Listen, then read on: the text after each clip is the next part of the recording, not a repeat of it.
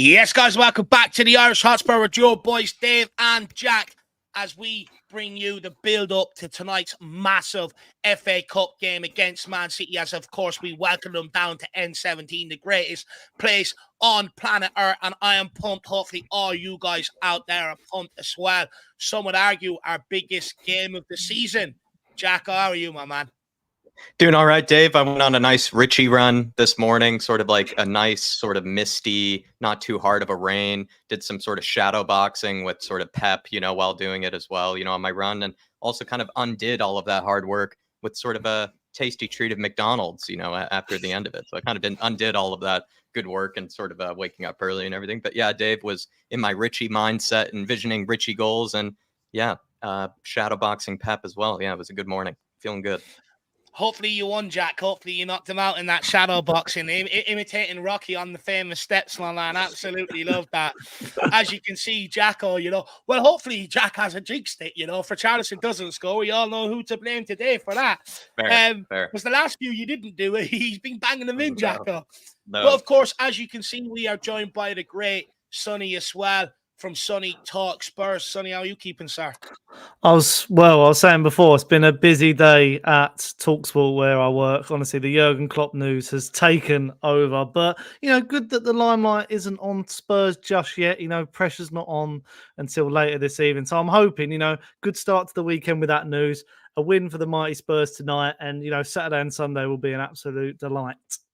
No, look, do you know what? I do think that sort of news has took the pressure off around the game. It sort of took up most of the space in the news today, which is absolutely brilliant, which means we can go in here with no attention on us, and we know how good we can be when there is zero attention on us. So absolutely brilliant in that regard. Big news actually coming out about Jurgen Klopp today. Before we welcome some people in, just quickly, Dermatron will be joining us in a little while. He's in the doctors at the minute. As soon as he's finished that appointment, he will be on with us. So everybody wish him the best of luck in the doctors as well. But lads, before we welcome some people in and maybe fly into a lot of the fantastic questions I have for you guys today, big news about Jurgen Klopp today. I know Liverpool fans are crying. The first thing I done when I woke up and saw it is send my mates crying emojis. That didn't go down too well at all. A bit raw. They asked me to leave it a little while. However, I'm absolutely delighted because hopefully that means Mo Salah's on his way to Saudi in the summer and maybe Van Dijk out the door as well. So there'll probably be a rebuilding process going on at Liverpool. So hopefully it makes our life easier going forward in the Premier League. But lads, there are some Spurs fans maybe today worried that Hans Postecoglou, lifelong Liverpool fan, they might approach him for the job. Start with you on it, Jack. What's your thoughts on that? Do you think that Postecoglou, if Liverpool came calling, would leave after one season?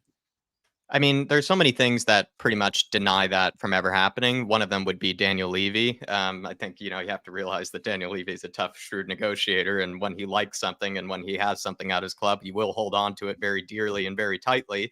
And then another thing as well, like when Ange was asked about sort of his love for Liverpool, he kind of just sort of said, like, I mean, yeah, I used to like, the Fonz, back in the day, it's kind of like how we used to like, Lucky Charms, cereal or whatever, or like whatever sugary candy that maybe isn't as good now as it maybe was when you were a kid, and I thought that was kind of accurate. And I think that's, the case with a lot of things, in life where you just sort of move on, develop new tastes. And I think he's enjoying the taste of Tottenham Hotspur, the taste of London, the taste of this lifestyle of winning football and an exciting future. Why would he want to leave? Everything's going perfectly here. Also, too, I have been to Liverpool, Dave, and I did not remember too many Greek restaurants of any kind either. So that would also be maybe a tough one for him to, if he is, big into the, quality Greek food. I imagine easier found in London than it would be in Liverpool. I'm sure Samiskas will have one somewhere on a side street or a back street that he can recommend. But Sonny, do you agree with Jack? Because look, to be fair, to play a bit of devil's advocate here, everything was rosy for him at Celtic. It didn't look like he was ever going to leave there as well, and did up sticks and come to Tottenham Hotspur. And now everyone can also understand why. It's the Premier League, it's Tottenham are a much bigger club than Celtic. But do you agree with Jack, or do you think there is a possibility if Liverpool come calling, lifelong Liverpool fan, too good to turn down? I don't think he will be at the top of their list. And, as you've hit the nail on the head there, going from Celtic to Tottenham is a step up. Celtic, no disrespect, are a massive club. But, Premier League football is where it's at in Europe, I'm afraid.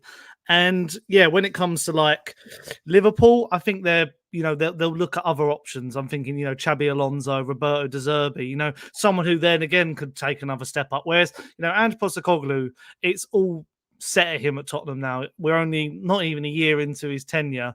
We're signing players that he wants, linked to players he wants. It's all about him at the moment, and rightfully so, because we want to back a manager of his ilk. And the more I think of it, the more he is suited to Tottenham than a Liverpool, I believe. And Pep Barcelona, no one thought he would leave, so you can never rule it out completely. But at the same time, I think Liverpool are going to go down a different route, and I don't know. I feel like Xabi Alonso's football may suit them better because it's a bit more like that sort of rock and roll. Whereas, I think Tottenham is a bit energetic. It is pressing. It is similar. But no, I'm just, the more we say no, hopefully it won't happen. No, look, I'm with you. Look, I think Ange Postecoglou is committed here for a project as long as the board sort of continue to implement that behind them. So for me, I think it's too soon maybe for Liverpool to come calling for Postecoglou. I think they'll sort of sit back and wait and see how it goes. However, I would say, we know after Arsenal, after Wenger left Arsenal, after Ferguson left United with the big hold they had on the club, look how long it took them to rebuild them, how many managers they went through. Eventually, if it doesn't go right with a couple of managers since then, they might come calling further down the line. However, we do know what Liverpool fans will be having for breakfast tomorrow, a bowl of Klopp Pops with semi-skimmed tears. So that's their breakfast in the morning. If there's any Liverpool fans watching, please let me know how it went down. But look, we'll welcome some people in here and let's see how they are doing. We've got DJ Samuel. Let's get ready to party FA Cup. Let's kick some Manchester cheating City ass back to Manchester. Or down to relegation, as Jack so kindly told me today. Terry Betts says, things are warming up, ready for tonight. Spurs to win in a goals galore victory, 5-4. I really do hope so, Terry. I just want to get over the line today. I really don't care how we do it, to be honest. I just want to win. And by the way, quickly, big shout out to Martin Knightsbridge as well, by the way. Flew in from Spain for this game. If you are tuning in, how's your mother, my man? How are you faring with the cold English weather from Spain, my man? Big yourself up. We also have Jazzy Fusion 3-2. You know who. Absolutely love that, Jazzy boy. Davey Hall says, come on, you Spurs. Big up, everyone. Big up, Davey Hall. Great to see you. We also have Future Bright, Futures Lily White. Man City have really effed this league. In my opinion, Chelsea as well. Bullshit manufactured clubs with no real history. Some would say that started way back with Blackburn, or so it's sort of always been the case in football. Those with more money tend to win things, You could argue that's right throughout football history, my man. Gary, big yourself up. Come on, you Spurs. Absolutely love that. And he follows up with RIP Liverpool, downwards and downwards. Love that. Welcome in Daniel Borden as well. Big up, lads. Good to see you, Danny boy. Dermatron, with the massive super sticker, big yourself up. You really didn't need to. Hopefully that wasn't supposed to be a $5 Derma or 50 cents, and it was a mistake. If it is, just let me know, my man. But big yourself up, really appreciate it. Jack, what are they? The shades? What have we got today? The Tron robot. Yeah, this is he's like jumping into the air. I think Dermatron here celebrating with the fireworks post Man City victory by the looks of things. Or hopefully, Dermot, you get some good news from the doc as well. And this is maybe how you're celebrating it, with the spring in your step, jumping into the air, jumping into the sky, bouncing up and down like he's on a trampoline. Absolutely love that. Well, Dermot, I know you're absolutely pumped for it. You have been for a number of weeks now, actually. So make sure you get in there quick and get home and get on here and have your say, my man. Big yourself up and wish you the best of luck, buddy. Really appreciate the support as well. Tequila 316, big up, my man. And that is a very generous one from Dermatron. Mark Noose says, big up, Dave and Jack. The cup run starts here. Big Ange going for glory. Get in there. You Tottenham. Come on, you Spurs. Big up, Mark. You knew, my man. We also have Shem Tam here, Jack and Dave. Hope you're both well. And hey to whoever pops up on the panel after I send this. Yeah, it will be Dermotron. Like you said, he's just running a bit late here.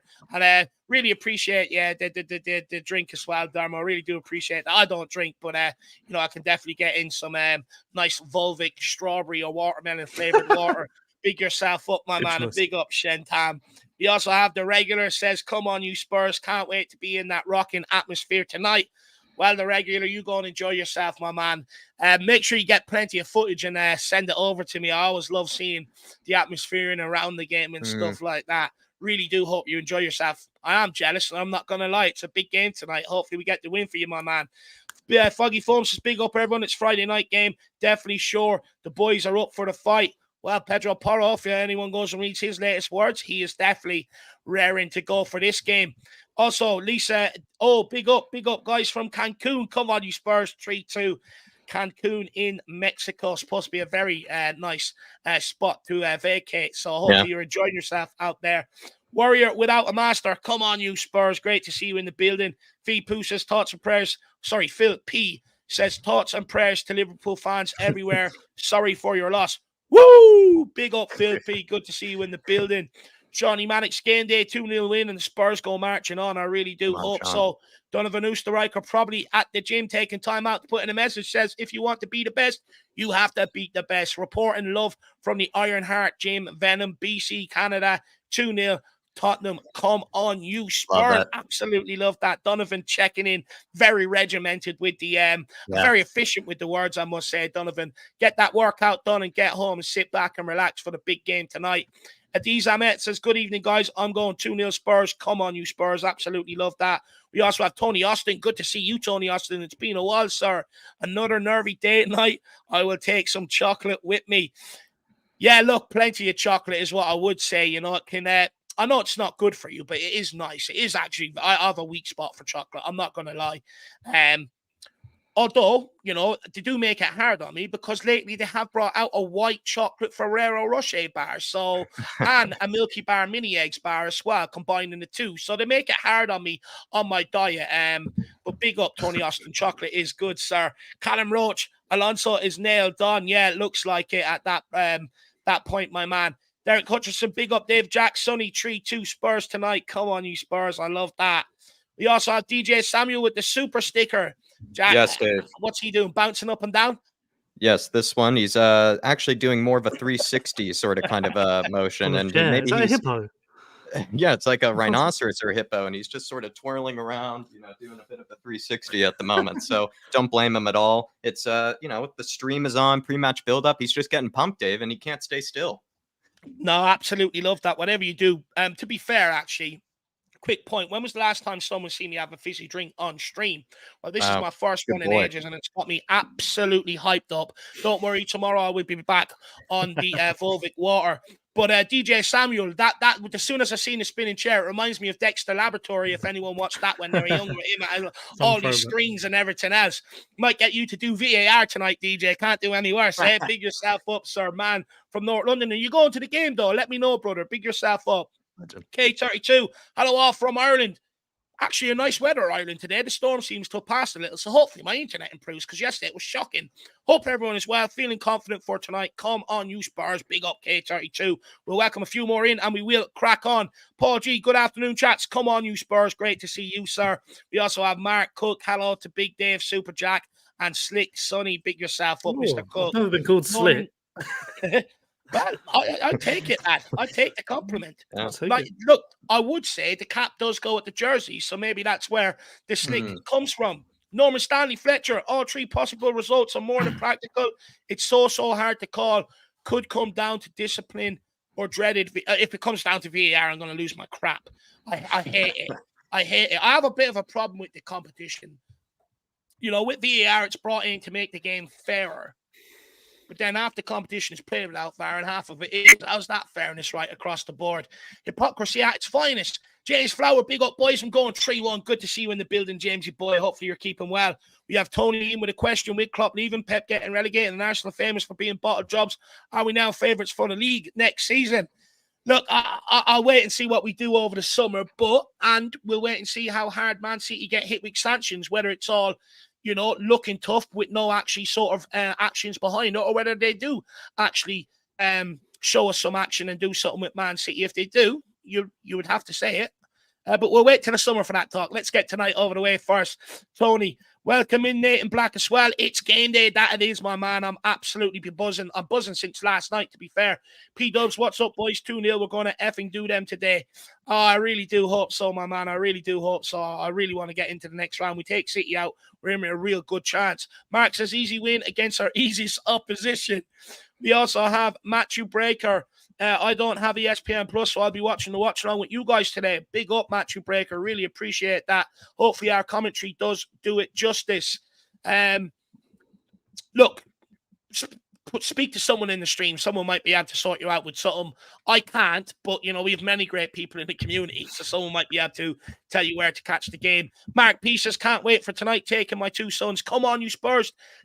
Thanks for the great show, lads. Mark P, hopefully you and the 2 lads enjoy yourselves. Hopefully you've got good seats as well. South Stand is my preference. I do prefer to be in there singing and dancing. If we win today, the atmosphere would be absolutely off the charts. The noise levels would probably measure on the Richter scale tonight if we can beat Man City. So big up Mark P, and hopefully you and your sons can have a great night out. And you know what? A memorable night. You know, there's stuff when I look back, you know, memories with my father, many great memories being at games with him, always the first ones that sort of pop to mind, you know, and especially the ones where we win. So hopefully we can get that done for you, buddy. Now we'll take a couple more and then we actually will really crack on. Good evening, Rayman, as well. It feels like months since our last game. Come on, you Spurs. It's been a long time. All right. I was listening to that Eminem song, Guess Who's Back? You know, absolutely love it. Big up, Longy. He says we got to get amongst them and pressure them with a win. Midfield is absolutely crucial tonight. Stay humble. Big up the channel. Klopp's finally had enough of the squeaky scousers. Yeah, couldn't take the whining in his ear any longer. Like, he's checked out. He's checked out. Speaking of which, Eric Dyer seems to have his own interpretation of German. If anyone's seen his latest interview, speaking English but in a German accent. I mean, maybe he wants to, since Sonny's at top. Maybe Sonny's at Talksport Towers. Maybe he wants to pay Gabby Bangalore a visit, you know, and show the mentality monster, right? You know, or is Klopp, can he still call himself a mentality monster? Quitting halfway through the season, you know, resigning halfway through the season? That's not a mentality monster to me. He's chopped the towel in, isn't he? It's too much, you know. He's always in Pep's shadow. That's how it's going to be. And then they'll both be in Ange's shadow. Well, hopefully that would be nice. Big Ange definitely has a good shadow to cast as well, just like myself. DJ Samuel says tickets are sold out. Guys, if there is anyone watching that knows of a spare ticket, please let DJ know. Big yourself up. Big up Lee as well. Clean sheet. It's a must for me tonight. Really is. Leslie Crawford, great to see you in the building. Full fight, 91 as well. Great to see you. Maybe that's where you can watch the game, my man. We have Liam Hart. He says, feel ashamed. Haven't been to the new stadium yet, but what a game to go. Come on, you Spurs. 3-1. Liam, I really do hope you enjoy yourself, my man. Hopefully you have a great night at the stadium, sir.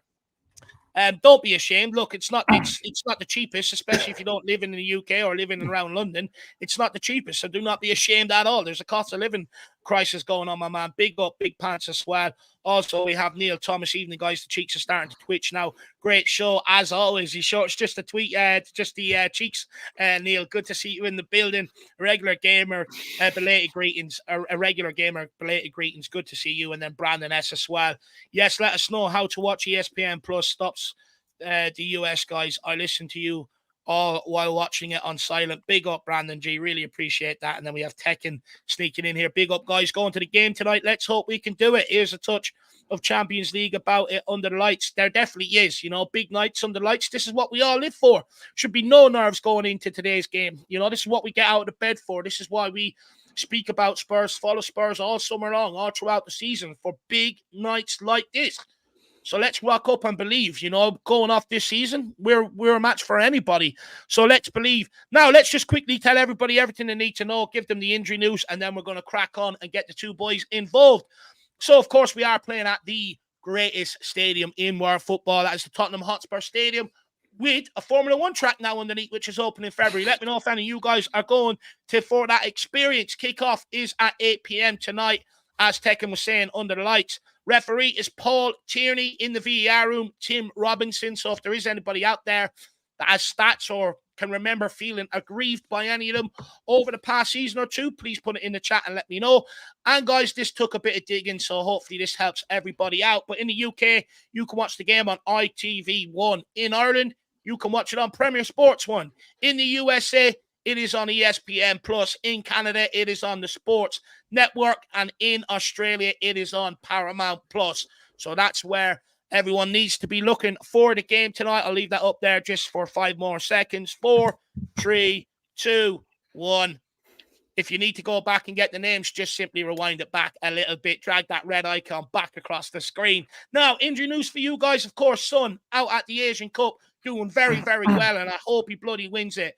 Sar Basuma also out at AFCON. Lo Celso, shock, out with a knock. Solomon, still returning from meniscus, but probably won't be on the bench today. Feliz, still out with his ligaments. And again, another shot.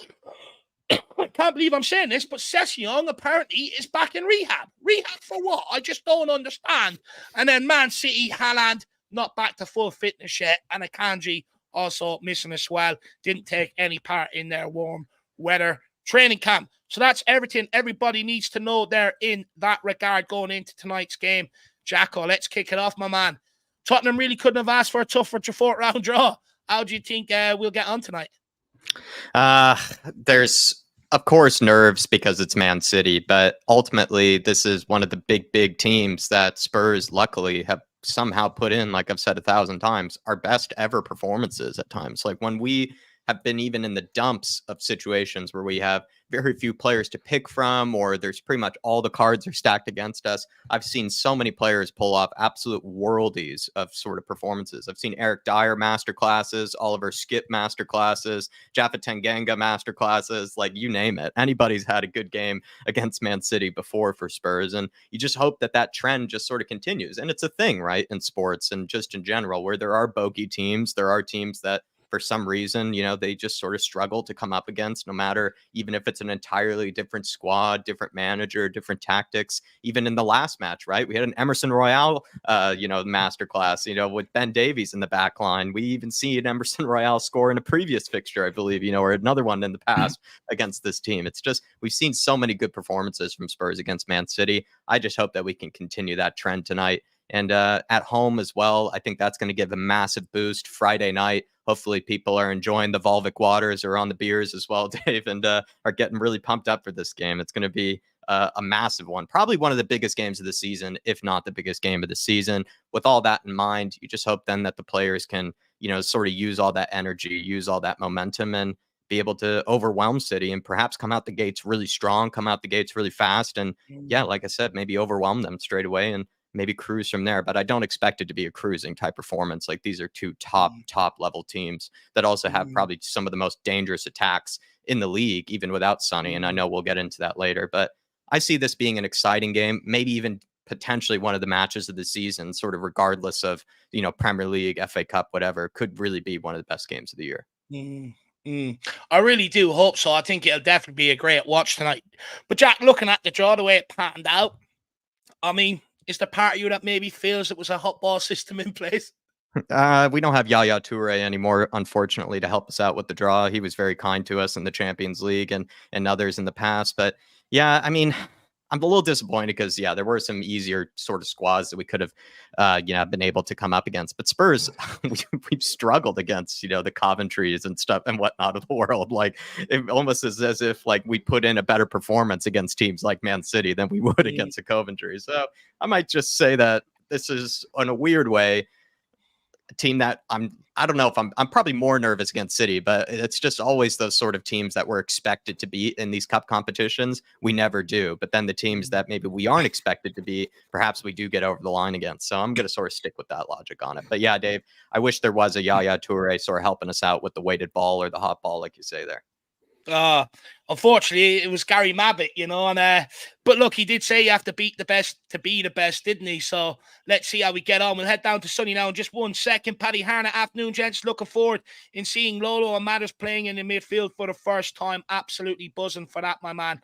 And I will definitely have a good conversation about that in a while. Hopefully you and your crew in Limerick are keeping well, my man. And I might just see you at that North London Derby if you're getting tickets, Paddy. Big yourself up. Also, good evening, Stefan Blois. How are you keeping, sir? Terry Wright as well. Big up, gents. We're going to kick some Petro FC ass tonight. come on, you Spurs. Big up, Terry Wright. Also, Adiza Mick, can everyone wish him best of luck? He's got a table tennis tournament coming up in Ipswich. He's 17 in March. He trains 2 days a week for 2.5 hours. It's his first major tournament since 2021. Wow. So best of luck to that, Adiz. Hopefully you go and smash it. Just get in the right mindset. Believe you're the best going in there, and it'll carry you for a long way, and even when you're maybe doubting yourself, you just got to remember why you're there, the effort that you put in, the sacrifice you make, the training, and you will shine through. It's all about the mentality, brother. So go in there and absolutely smash it. Best of luck, my man. Literally smash it. Smash that white ball right in front of you, my friend. Oh, I love it. And also, Steady Shark, I was supposed to go to the game, but not out of all days, my girlfriend had to fly back at around same time. You know what, Steady Shark? I'll be honest, if I was in your situation, I would have left her walking into a freezing house with no electricity on, because I would be at that game. That definitely would not stop me. And I'd say, look, I'll be home later on. You got to understand. I would say get your priorities in order, Steady Shark. That's what I would say. Think of an Uber, maybe if you got a little bit saved up, think of an Uber, like sort of a taxi or something, for her. I'm sure she might be a little disappointed, but, like Dave is saying there, sometimes there are priorities on a Friday evening. Exactly. I'd say conveniently timed is what I would say to that. I also see Spurs GCTV sneaking in there as well. Good to see you, along with Geoff Totten from Perth as well. But Sonny, how are you feeling heading into tonight's game? And how do you think we're going to get on? I don't know. It's a tricky one, isn't it? Because in my prediction I sent to you guys yesterday or so, I'd said it's the definition of a head versus heart, because we all have this thing of, is this run going to end? Are City finally going to score? Are they going to beat us? And I was listening to View for the Lane, which is the Athletics Tottenham podcast. If you don't listen to it, it's one of the best out there, like football podcast and obviously Tottenham podcast as well. And they were saying some really interesting things about, even if you go back to some of the games at White Hart Lane, like Pep has never beaten Tottenham at home. Even in that first season at White Hart Lane, like he just seems to struggle, and I don't know why. Because even like people will say, "Oh, it was the Conte team or the Mourinho team or Nuno," but even with Poch gave him a tricky time. Think of the Champions League. But the really interesting thing is, they said on this podcast was City average under Pep 2.7 goals per game. So very good at scoring, as we know. And then I saw a stat that said Man City have scored 0 goals from 9.79 XG at the Tottenham Hotspur Stadium. So I just don't know what happens to them when they come to this part of the world, because they just seem to, they have all the chances in the world, but it just doesn't seem to fall to them. And not having Haaland is key, but if Kevin De Bruyne starts and plays as we know he can, same with Phil Foden, they are going to give us a good game. Some will say, would a draw and a replay be good? But then on the flip side, at home, you'd hope, and I saw someone comment, I'm not sure who it was, saying like you'd rather play City at the Tottenham Hotspur Stadium than at Wembley on the final. So, yeah, I'm a bit in two minds, because I feel weirdly confident, which is not like you guys know me well over the last few months. Like, I am quite glass half empty. But I don't know, Friday night, FA Cup 4th round, positivity going into this one, a really good performance away at Old Trafford, even though we didn't pick up all the points. But yeah, I'm quietly confident, but it could be one of those games where it's like 3-2, 4-3, something like that. I don't think it's going to be easy either. Me personally, I actually think it's going to be a lot of a tighter game than what many people think. I think both teams could easily cancel each other out, and it could come down to 1 or 2 moments of sheer brilliance, sheer world class. But when I look at it, we've been a match for anybody this season, even despite, many people's trepidations going into the big games, and even my own heading into this season, Postecoglou has found the answer, and, we are a match for anybody. We went to the Emirates, we picked up a result for the first time in a long time, where we beat Liverpool at home. We beat we took a point off Man City away. We beat United at home, drew with them away. So the biggest teams in the Premier League, bar Chelsea, which VAR and their referee decided they'd ruin that. We've got over the line. We've done the business, and we've got the results that are needed. And it's actually getting to the point. I was thinking about this last night. It's a bit like when we were under Pochettino. I had no fear going into games anymore. For the last few years, we've had fear going into any game, especially the worse the team, the more fear we had, because we knew we'd get rolled over. Now we've got a team out there that's fighting for the badge, that are hungry, that actually want to go and achieve something, and they're not scared. So for me, I think, look, we should be positive going in tonight.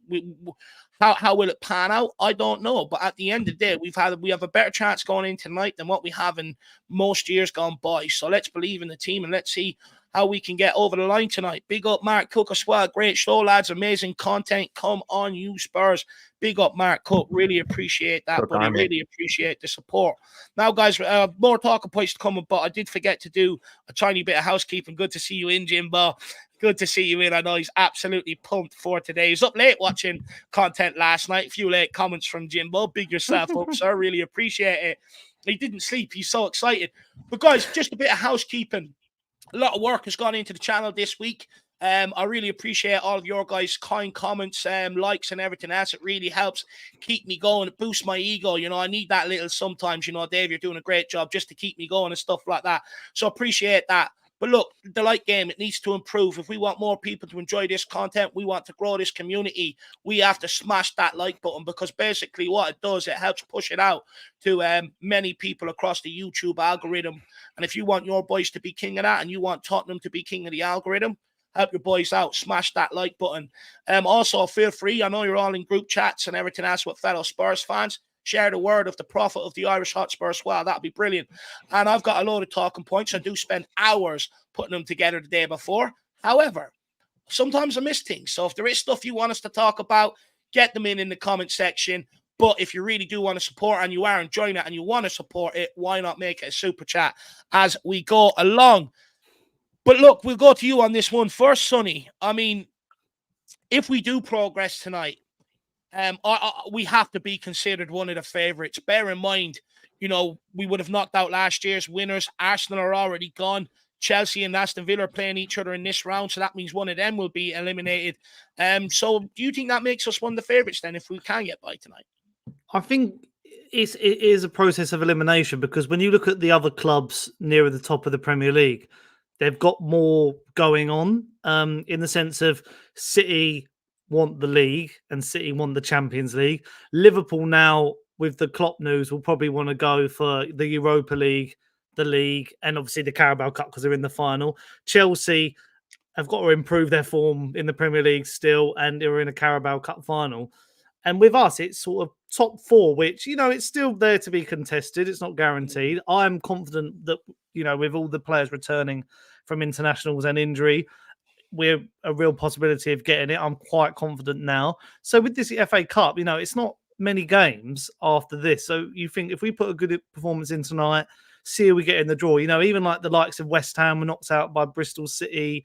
You know, I think Everton knocked out Palace. So, you know, the Premier League teams have sort of fallen away as well. So there are many good, you know, teams are pull in the next round. It's just a shame we didn't get them in the round before, but that's the way how it goes. But yeah, I mean, imagine if we won an FA Cup and finished in top four in the first season.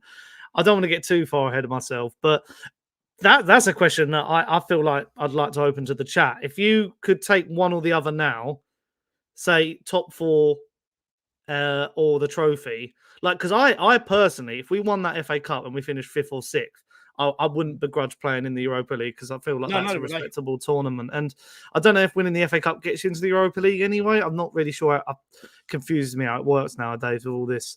If even winning the trophies gets you into European football anymore, if it's, I think, the Conference League maybe for the Carabao Cup. So yeah. I'd take that. But top four, you know, we do love playing in the Champions League, and I'd love to see an Ange team play the Champions League as well. So it is a dilemma. I do think with the trophy chat, finally, I do think it is more rival fans talking about it than Tottenham fans. Don't get me wrong, I want us to win a trophy, but it's amplified by rival fans being like, you haven't won the FA Cup since 91, you haven't won a trophy since 2008.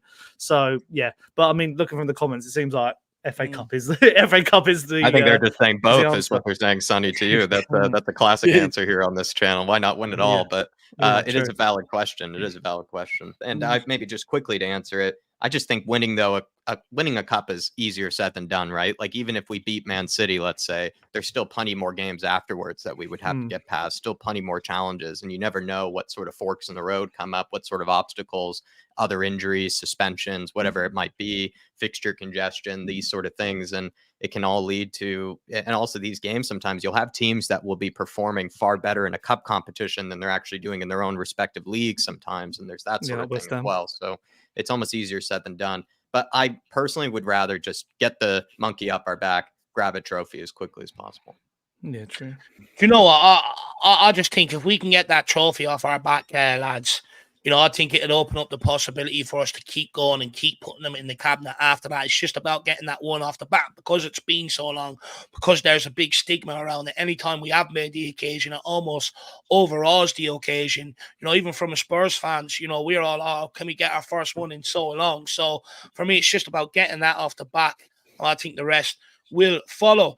Just quickly, I want to welcome in Dreadlock as well. Great to see you. 3-2 to the mighty Yids. Steve 2000 as well. Great to see you. We also have Top 943. Great to see you in the building as well, my man. We have Kate, just the girl who loves Spurs. Big up, Jack and Dave. Come on, you Spurs. Big up, Kate. Good to see you. Along with Scotty Hynam as well. Great to see you. And Neil Thomas, I see you've already answered them. You wanted to know where you got your jackets. Big yourselves up. And also, I wanted to ask this, Jack. The fact that it's Bill Nick's birthday today, you know, we did get in a home draw. There's an opportunity to knock, you know, the holders out nice and early. A team that bet us in the League Cup final not so long ago and stopped us winning an Ash trophy. All the omens on our side today.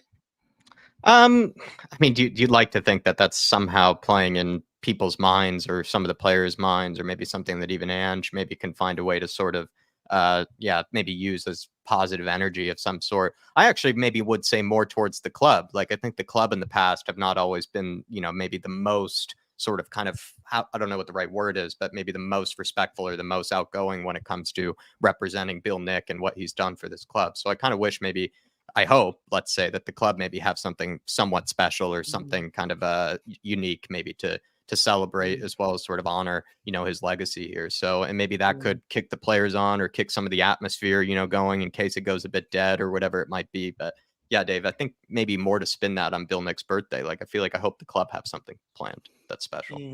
Yeah, it'd be nice. Let's wait and see if they do honor it in some way today. Also, a name I have not seen in a long time. How you doing, sir? How you keeping, my man? Big up, Ryan. Good to see you, my man. Shoot me an email and let me know how you're keeping, how you're getting on. Big up, Ryan. Good to see you, man. Good to see you. Good to see you, Ryan. Dude, shoot me an email. Genuinely interested to know how you're keeping, brother. Big up me as well, who's also come in. Good to see you in the building as well. Great to see you. Then Kevin K as well. Will you miss? No, I won't miss him at all. I know a lot of people will. Like I said, you know, there's a short supply of Cocoa Pops in Liverpool right now. What is it? Clocko Pops, a bowl of Cloppo Pops for breakfast tomorrow with semi-skin tears. In case you missed that, my man, definitely don't miss them at all. And also welcome in Sweeney Todd and KM as well. Spurs fans are absolutely buzzing for tonight. It is great to see. Jacko, we have a real opportunity tonight to sort of send out a statement for the rest of how we want this campaign to turn out. How big is a win today against City in terms of momentum for the rest of the season, especially when you look at some of the fixtures we've got coming up? A lot of them are against teams who took points off us so far in the first half of the season. Yeah, I think you asked a version of this question to me in that, you know, exclusive sort of members' thoughts that we gave right ahead of this game. And my answer to that was, I think we can use it as really good momentum, of course. But let's say it doesn't go our way tonight.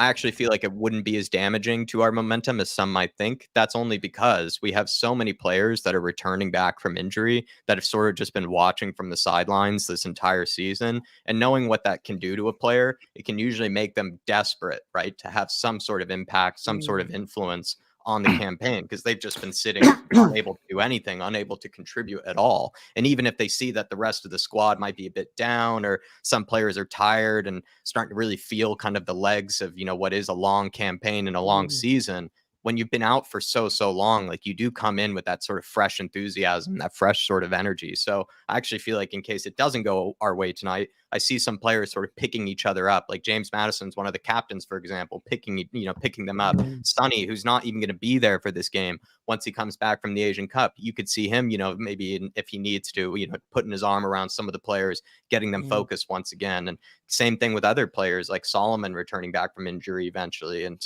plenty of players that, have not been able to contribute as much this season. Even Rodrigo Bentancur has only played so many games, right? And he would probably really want to, have a good end or a good sort of a finish to the season of some kind. So while I would agree that, yes, it could have hurt the momentum, maybe not as much as it normally would, just because we've been doing so well with so little available and so many obstacles in our way.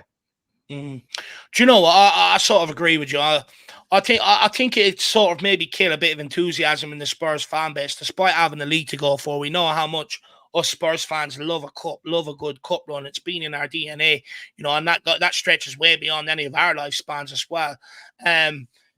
So I think it might kill a bit of enthusiasm behind the project in terms of the Spurs fan base, but I think inside the camp they'll definitely look to sort of saunter on in the league and finish as high as possible. Sonny, where are you at with that? I just think my theory is always like a positive cup run it's never a bad thing, is it? Like it should motivate the players. I feel winning that should really get the players to perform week in, week out. And I think even Anders learned this season, from the Fulham game where he fielded quite a weaker team. I think that's why he fielded such a strong team in the previous game against Burnley, or the strongest team he had available at the time.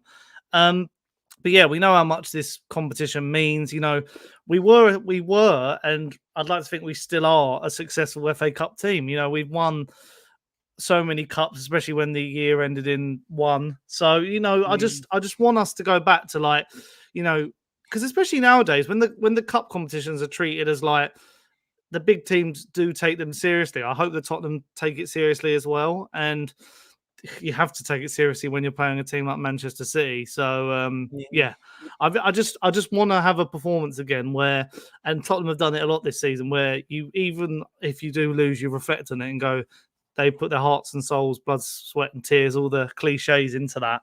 And I think if we do that, there's no reason to say why we couldn't go deep in the competition. We want a day out at Wembley. I know, people got sick of Wembley when we spent a year or so there, but we want to go back to Wembley. We want to, lift a piece of silverware. We want to see Son or whoever on the Wembley walkway lifting that cup high above their head. Especially, I love that we're wearing a full white kit this year. I think it would look sublime, just the imagery. And we're lacking posters and images of modern, you having to get bloody Ledley King out again, or even inspiration for my calendar. I keep looking at my calendar at the moment, and it's just top goal scorers. I want the FA Cup one, and just pictures of everyone holding a trophy for every month rather. So just.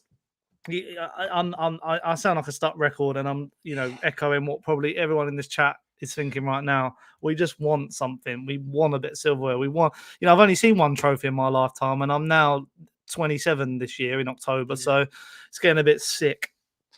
Yeah, it is. It is definitely getting a bit sick, and I think your sentiments are echoed by every single one of us. First of all, big up the Outland. Says Spurs are on their way to Wembley. His knees are gonna trebly. Na, na, na, na. Hey, big up the Outland. Up for your keeping well, and good to see you. Bit of walking this weekend. Let me know. We also have Leighton Evelyn. As always, we can rely on him on time, as always, to come in here and put a dampener on all of our spirits. And he says, calm down, we ain't winning tonight. Big up, Leighton. Good to see you in the building. Do you know what? I sort of understand these approaches. It took me about 3 years, but I do understand these approaches. Expect nothing, and when we win, he's gained everything. Like that.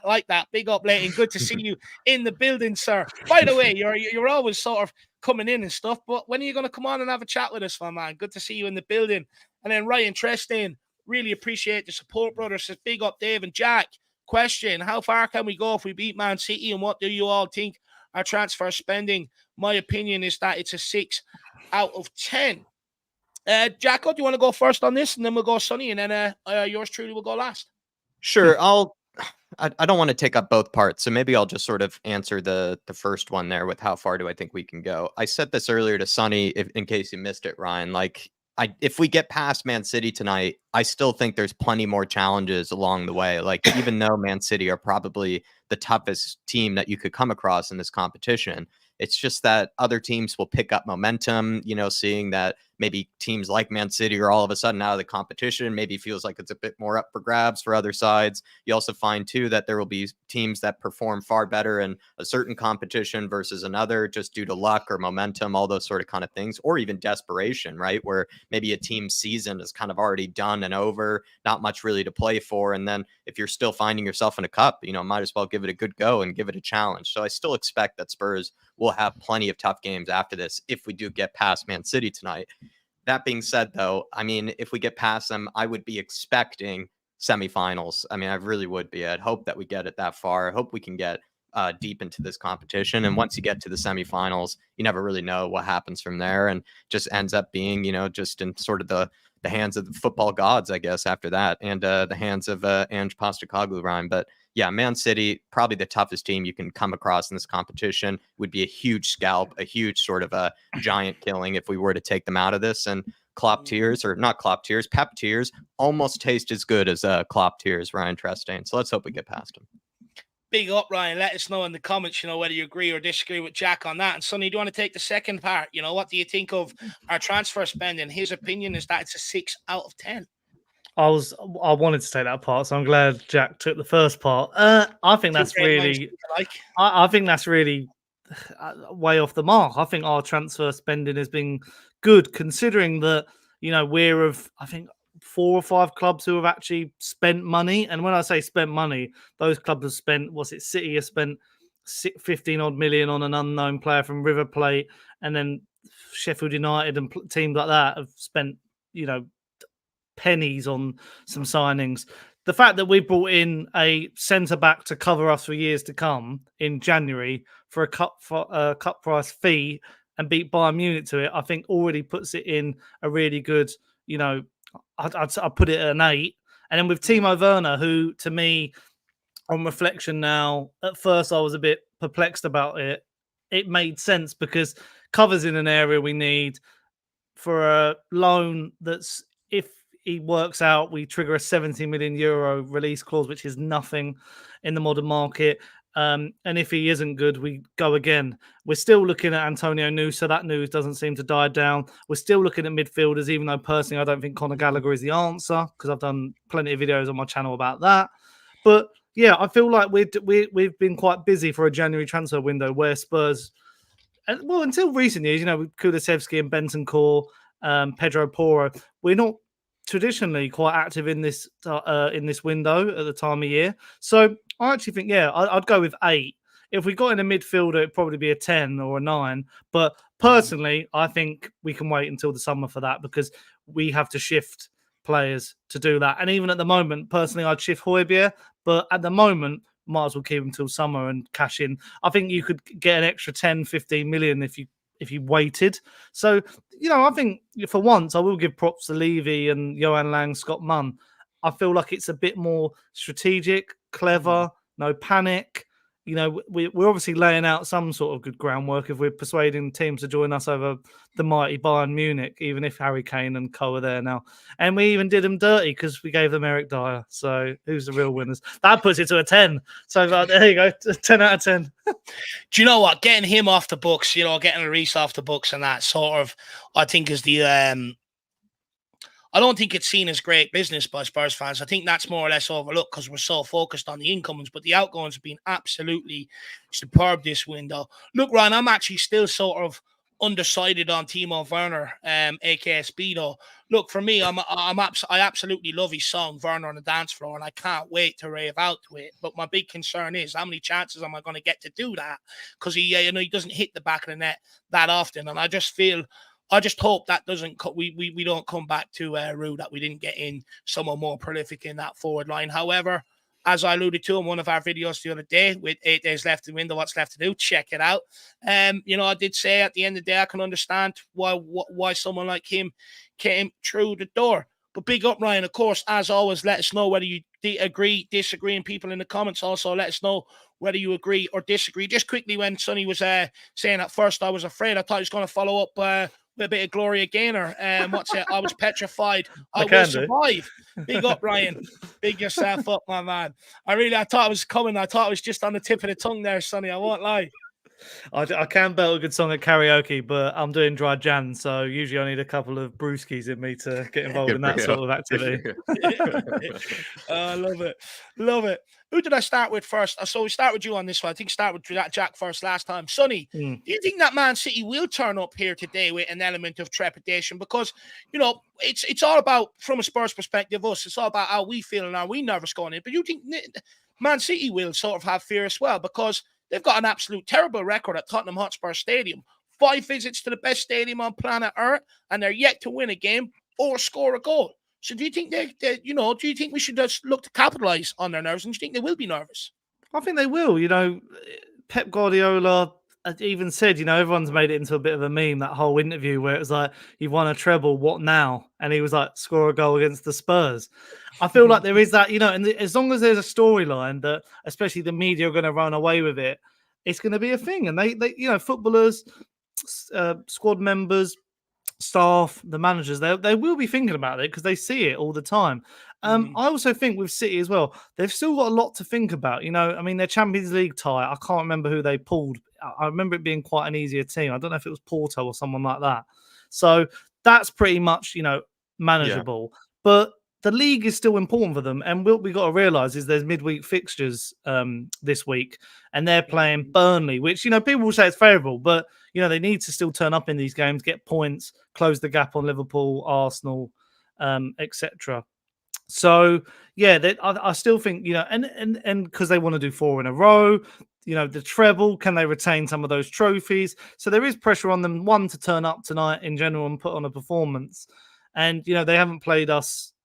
We've played away at them, and I think we gave them a bit of a scare with how we played with 4, fullbacks in the back line. So, yeah, I think at the end of the day, it's a bit like with Manchester United. Everyone feared facing them for a while, but now you play against Manchester United, you think, oh, we could get something here. We could grab something at Old Trafford. So sometimes you've got to just put that sort of, and I feel like this with this squad, it is like the fear is exiting the squad. There's no longer, you just face the opponent who you're going to come across. And City, it's all of them to do. No Haaland as well. I've already mentioned that's pressure, but if I assume KDB will start. Obviously, he came on against Newcastle and turned it around, and they've still got such a talented squad. It's going to be very, very interesting. It is going to be, what you said earlier, Dave. I think could be one of the games of the season in the FA Cup. I really do hope so. Look, for me, I think when that draw came out, I think the first thing Pep done was, put his bald head into his bare hands. To be honest with you, I think us and Liverpool would have been looking at avoiding. I also think their fans are sort of sitting there a bit nervous about tonight. If this is any other team, they will rock up with the arrogance. We're Man City, we're Sky Blue, this, that, and the other. But I do think coming down here tonight, they genuinely will be nervous. I know they sold out their full away allocation, so hopefully there's many of them coming down to be disappointed and maybe clean the London streets with their tears. That would be absolutely beautiful. And look, I also think City players, because it doesn't matter what tactics they work on during the week. It really doesn't matter what plan they come up with. Spurs have always had an answer, and most of the time we've been at our weakest playing them as well. So for me, I think they'll definitely come here with a bit of trepidation. Jacko, what do you think? Why do you think Tottenham are Man City's bogey team? Just pure luck, coincidence, or something else? Yeah, I wrote that question, and I didn't know really if I had an answer to it. I think a lot of it has been sort of really, like you heard even that stat from Sonny, right? Like 0 goals scored by Man City, but 9.7 something, XG. Like clearly the football gods have been on our side at times, whether it's been some, masterclass saves from Lloris or even in the recent game of Vicario, away from home. And it's weirdly just been a game where, like I said earlier, like I've seen some of the best performances from individual players that you would never have expected. And even too, like there's been some of these games where despite Man City, like being our bogey team or, us being their bogey team, there have been some games I remember where Spurs fans still went into this, like no hope, like, we're going to get crushed tonight. Like let's just hide behind the couch sort of thing. And Spurs end up yet again with some miraculous sort of win or some miraculous sort of performance. And that's what I sort of mean by, just weirdly enough, it's a bit of the football gods, but it also just seems to be a team or a game in sort of moments in time where weirdly enough, we just kind of turn out our best ever performances. And even from players that normally don't put in my opinion, great performances on a consistent basis. Like I said, some of the best performances individually from guys like Tanganga, Skip, Winks, even, at times, has put in some great performances against Man City. It's just anybody that even I don't rate, has put in a great performance against this side. So weirdly enough, Dave, it's just maybe moments in time when Spurs probably needed a win, or maybe there was no pressure at all, right, on them to get the win that they did, sort of surprise people. Just a lot of different reasons. But I would say a bit of the football gods helping us out. And just sometimes maybe Spurs just weirdly enough just can show up in sort of the best version of themselves. And any team like us, if we are playing at our full powers, if we are playing as best as we can kind of beat anybody when we do play at our best sort of ability. And Son and Kane, have pulled off some amazing performances individually as well. We'll be missing them tonight, but we'll see how they can cope without them, and we'll see if we can pull off another masterclass and another miracle, really. Let's hope we do pull off another masterclass. But Jack, your question has got Leighton Evelyn believing we could go 2-0 up tonight. It's even got him dreaming of going 2-0 up. Big up Leighton Evelyn, my man. And then we also have Moondog. Good evening, lads. Come on, you Spurs. Werner to score tonight. Oh, I really do hope so. I really do hope so. If he finds a little streak, what I'll do is I'll polish the little area where I sit, and what I'll do is I'll stand up, slide the chair out, and you'll see me do the running man celebration. If he does score, Moondog. I know you have him down to score tonight, but who's your first goal scorer? Who are you putting down to score first tonight for Tottenham Hotspur, my man? Let us know. Big yourself up, though. Hopefully you and Charlie enjoy the game today. Good to see you, Jack. Anything you want to say to Moondog? No, he always knows. He always knows who scores first. He always does. Oh, sorry, there's the siren coming. So that's all I can say. No, you're all good. You're all good. Oh, no. The show's about to be derailed now. Chaos is in the building. No, not just yet, actually. He'll be in the building in 1 second. We'll get him on. But, guys, moving on now from, sort of that, I do want to ask you guys. Of course, it's come to the end of the international break, the winter break, and many teams chose to use that differently. We'll start with you on this one first, Jacko. Do you think Spurs have benefited from having a winter break? And what do you make of Andrew's decision to give the players 4 days off, where other clubs sort of use it to go on warm weather training? Yeah, I think it was actually clever by Ange to not take them to Dubai or Spain or Mallorca or whatever these places that they go to over these sort of summer camps. I think the reason that most managers do it is because they need to work on something tactically. Usually with the team, there's maybe been some struggles in certain areas. Like we even saw with Arsenal, they were working on set pieces or something for a while. And you see other teams, maybe if they've had some struggles in the defense, or maybe they even picked up an injury or something like that, then they can work sort of more on the training, on the training ground, where to maybe position players, how to cope maybe with some issues they've been finding in games.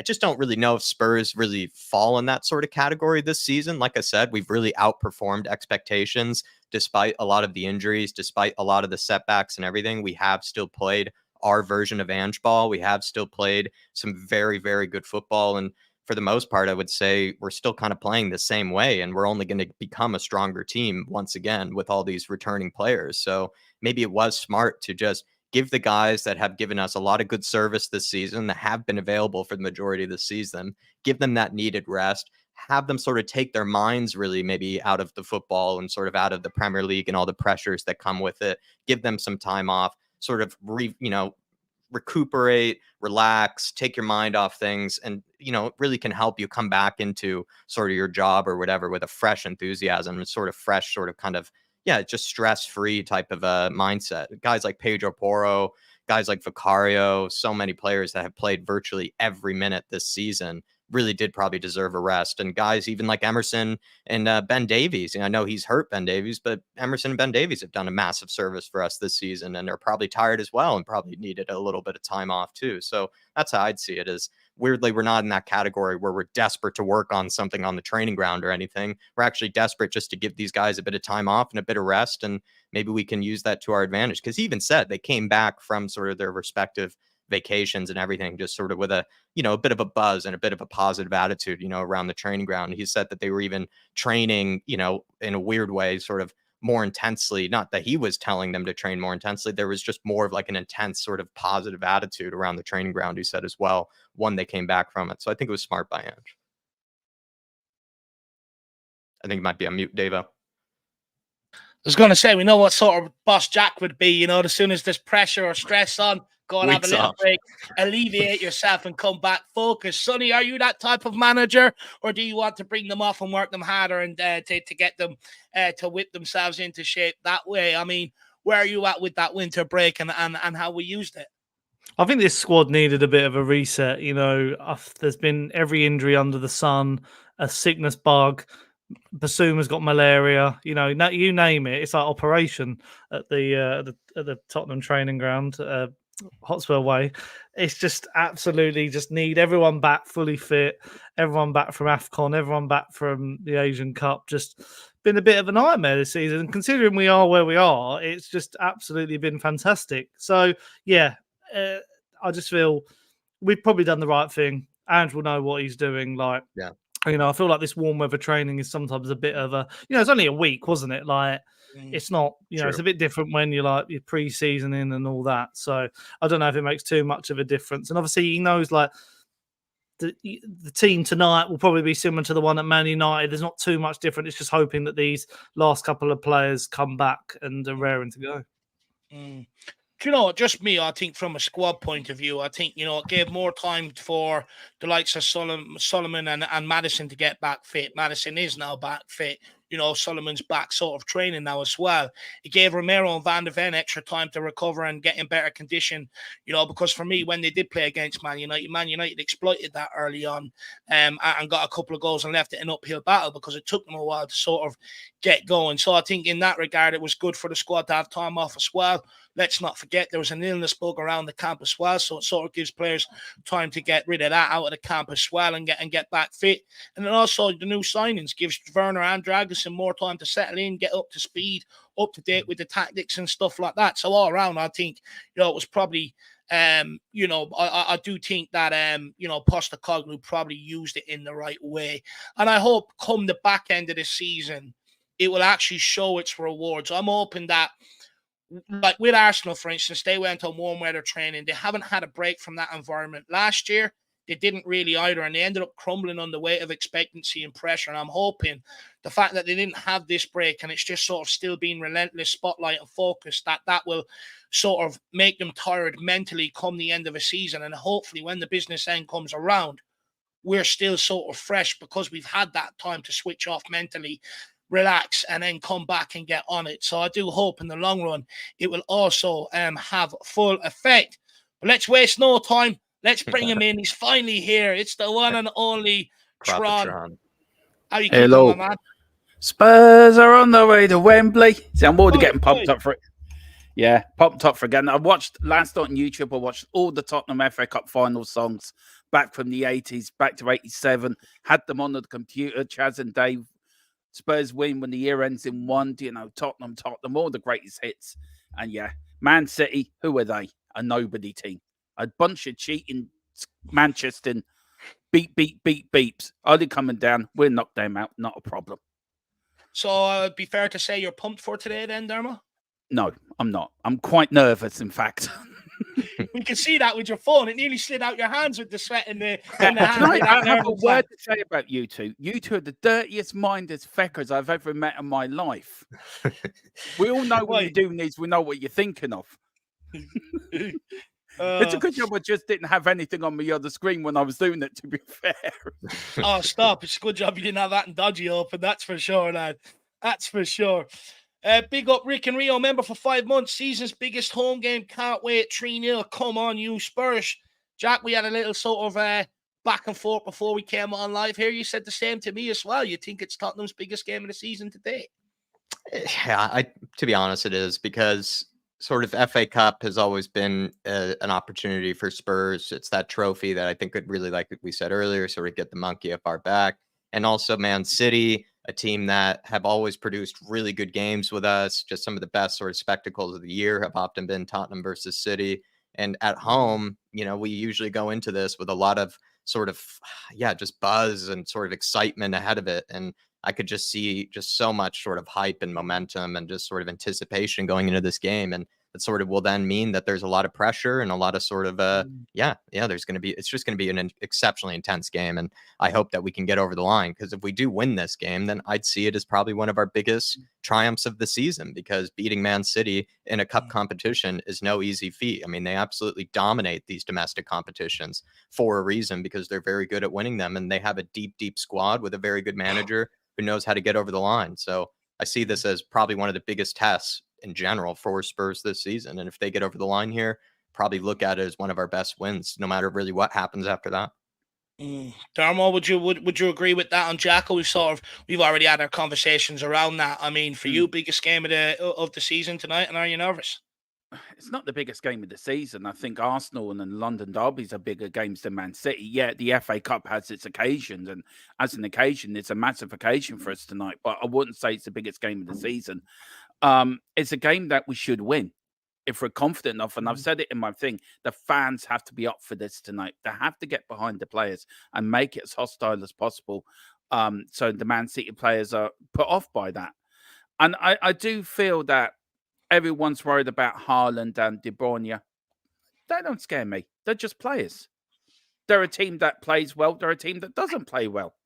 You know, I've got this mindset that the FA Cup's ours this year.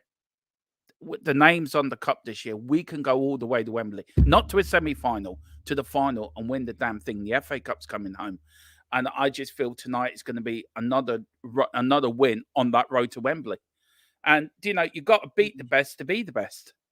So Man City are the best around at the moment, and if you knock them out, that's one big team left in the tournament for us to play on the way to Wembley. So it's not the biggest game; it's the big occasion, I think, more than anything. Very well said. Very well said. Big up Rick and Rio, my man. Really appreciate the support, brother. Now, guys, I've one or two more questions sort of left around just Tottenham in general. I think one of them was absolutely fantastic. I don't mean to blow my own trumpet. You guys can blow it for me if you want. Actually, no, that came out wrong. You don't need to do that. And then we will get into questions about more about the squad and selections and stuff like that. So, Sonny, we're going to kick you off with this one, my man. An injury crisis has been an excuse laid out by managers in the past, like Conte and Jose, for poor results. But Postecoglou has not used that as an excuse at Tottenham. How has Postecoglou been able to navigate this difficult period compared to others who have not?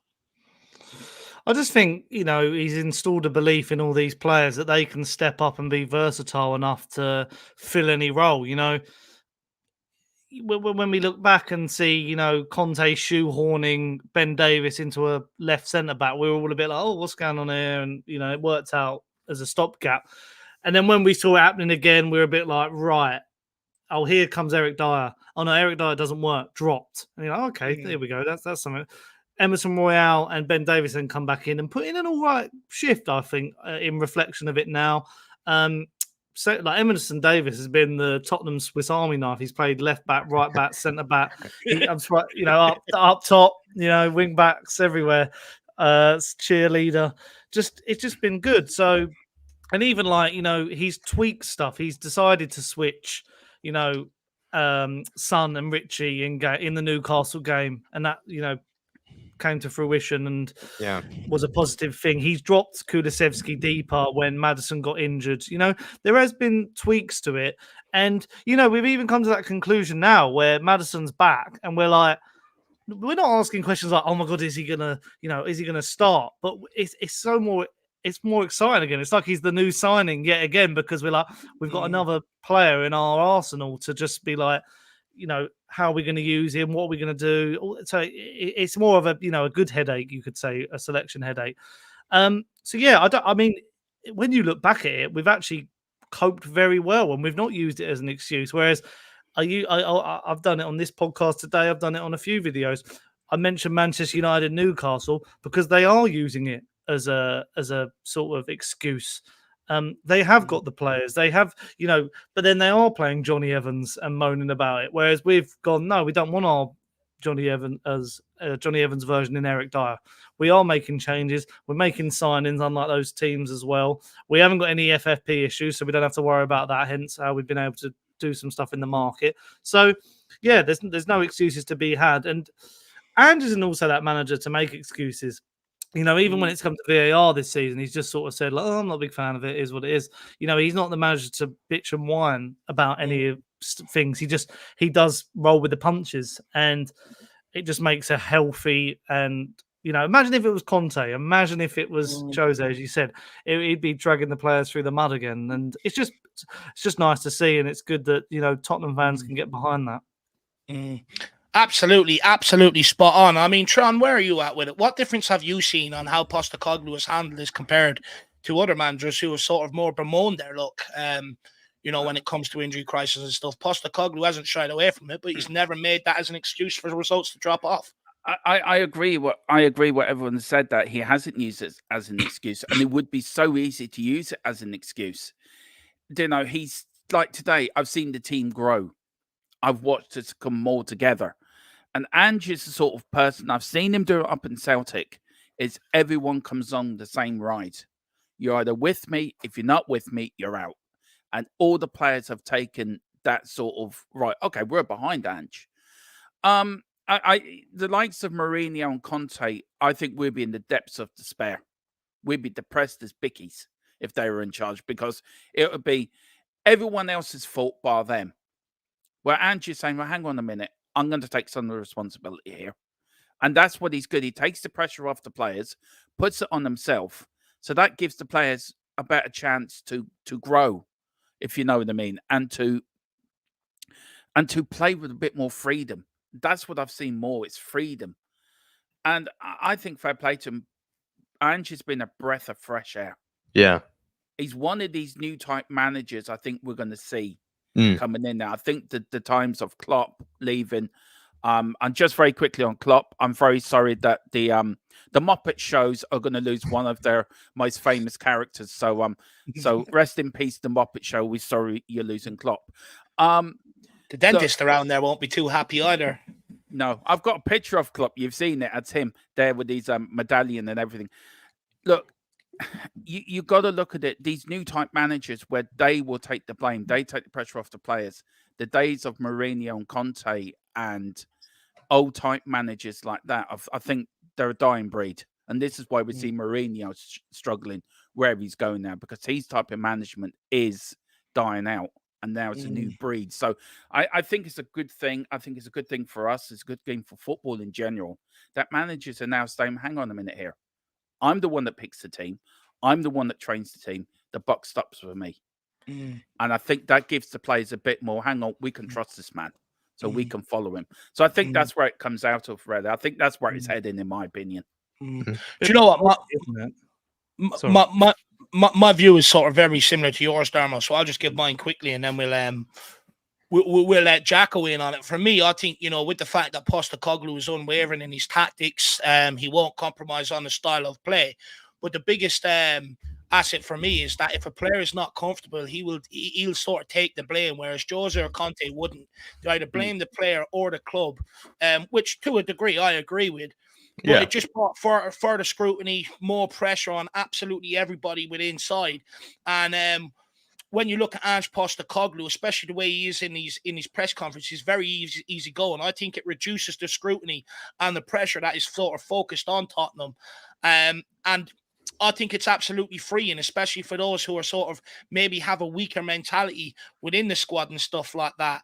I'd also said, the fact that he's very family oriented. It's almost like Conte and Jose wanted to see family as sort of like a distraction to their career. Whereas I know with Postecoglou at Celtic, and I think he's bringing it to Tottenham as well, is he likes to get their family involved on the journey, which also I think benefits a player as well, that they're not being kept away from the family and stuff like that. Because under Conte, they used to have to come and stay in the Hotspur away the night before a home game and stuff like that. It was almost like no trust on them. I'd also argue that Postecoglou has benefited from a much more turned around squad than maybe what a Conte or a Jose Mourinho has. And what I mean by that, if they had a Vicario, if they had a Van de Ven and people like that, they probably would have got better results.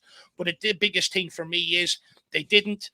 but Postecoglou is just much more better at sort of relieving the situation and the scrutiny around the club. Jack, where are you at with it? Do you agree with that? Do you think I make a fantastic point, or am I talking out my back hole?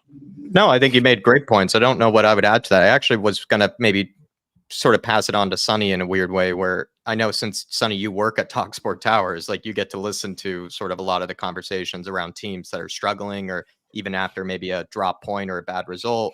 You often have heard, probably, I imagine, excuses of injuries being brought up. And, certain teams seem to, at least in my opinion, get more of an easier ride than others in certain cases. And they'll bring up injuries as an excuse for the manager, for the team in general, when it feels like Spurs, I would argue, have probably had it the worst of any team really this season for kind of a consistent period.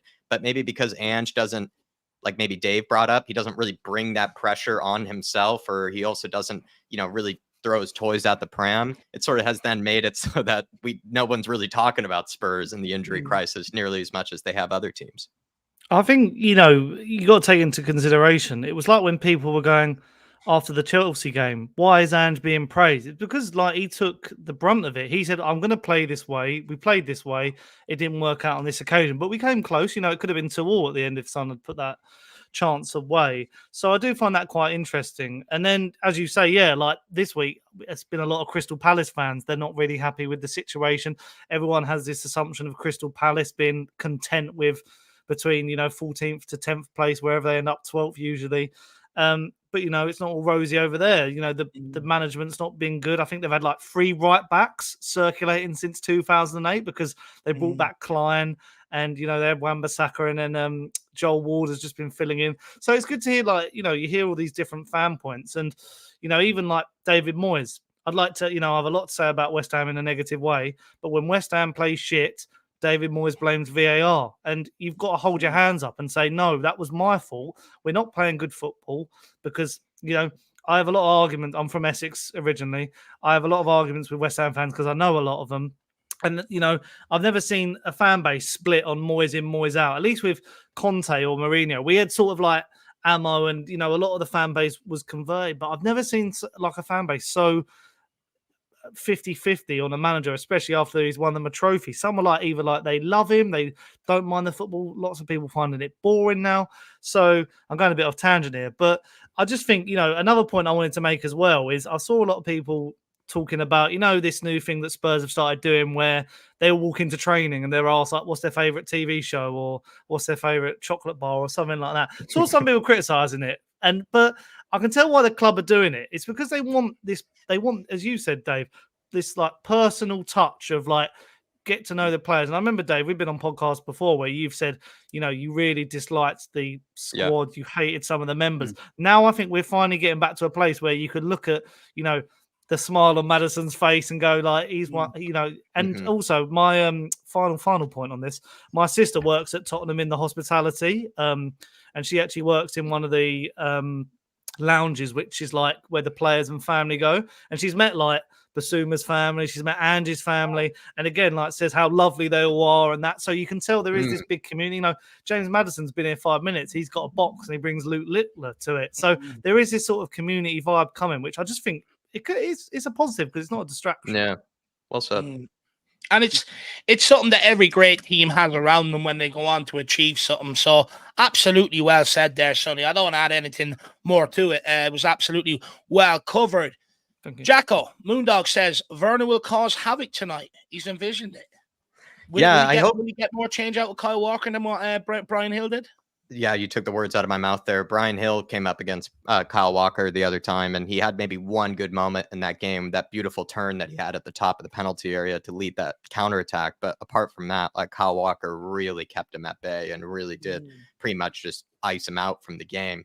And maybe the thing that Brian Hill was lacking against a Kyle Walker was sort of that athletic edge in some sort of regard. I'm not expecting Timo Werner to be able to shove over Kyle Walker or anything, but Timo Werner, I think anytime he's on the pitch, is easily one of the fastest players on that pitch. I understand Kyle Walker is also easily one of the fastest players, but Timo, he's called Turbo, he's called Speedo for a reason, because he really is lightning at times when he is, has that step on you as well. And also, I think when I've seen Timo for times back in the day in the Bundesliga. Like, he really was sort of the guy where it's like, if you ended up getting in a foot race with him with the ball played in behind, it's just sort of that first 10, 15 yards. He really is rapid, like, and he will get that edge ahead of you. And maybe you might be able to catch up with him later on, but he might offer more of a challenge than what Brian Hill did, and sort of running in behind, maybe some of his movement in general. And also, despite maybe some criticism in his finishing in the last game against Man United, he caused Wan-Bissaka some problems really down that side, right? He was able to cut inside,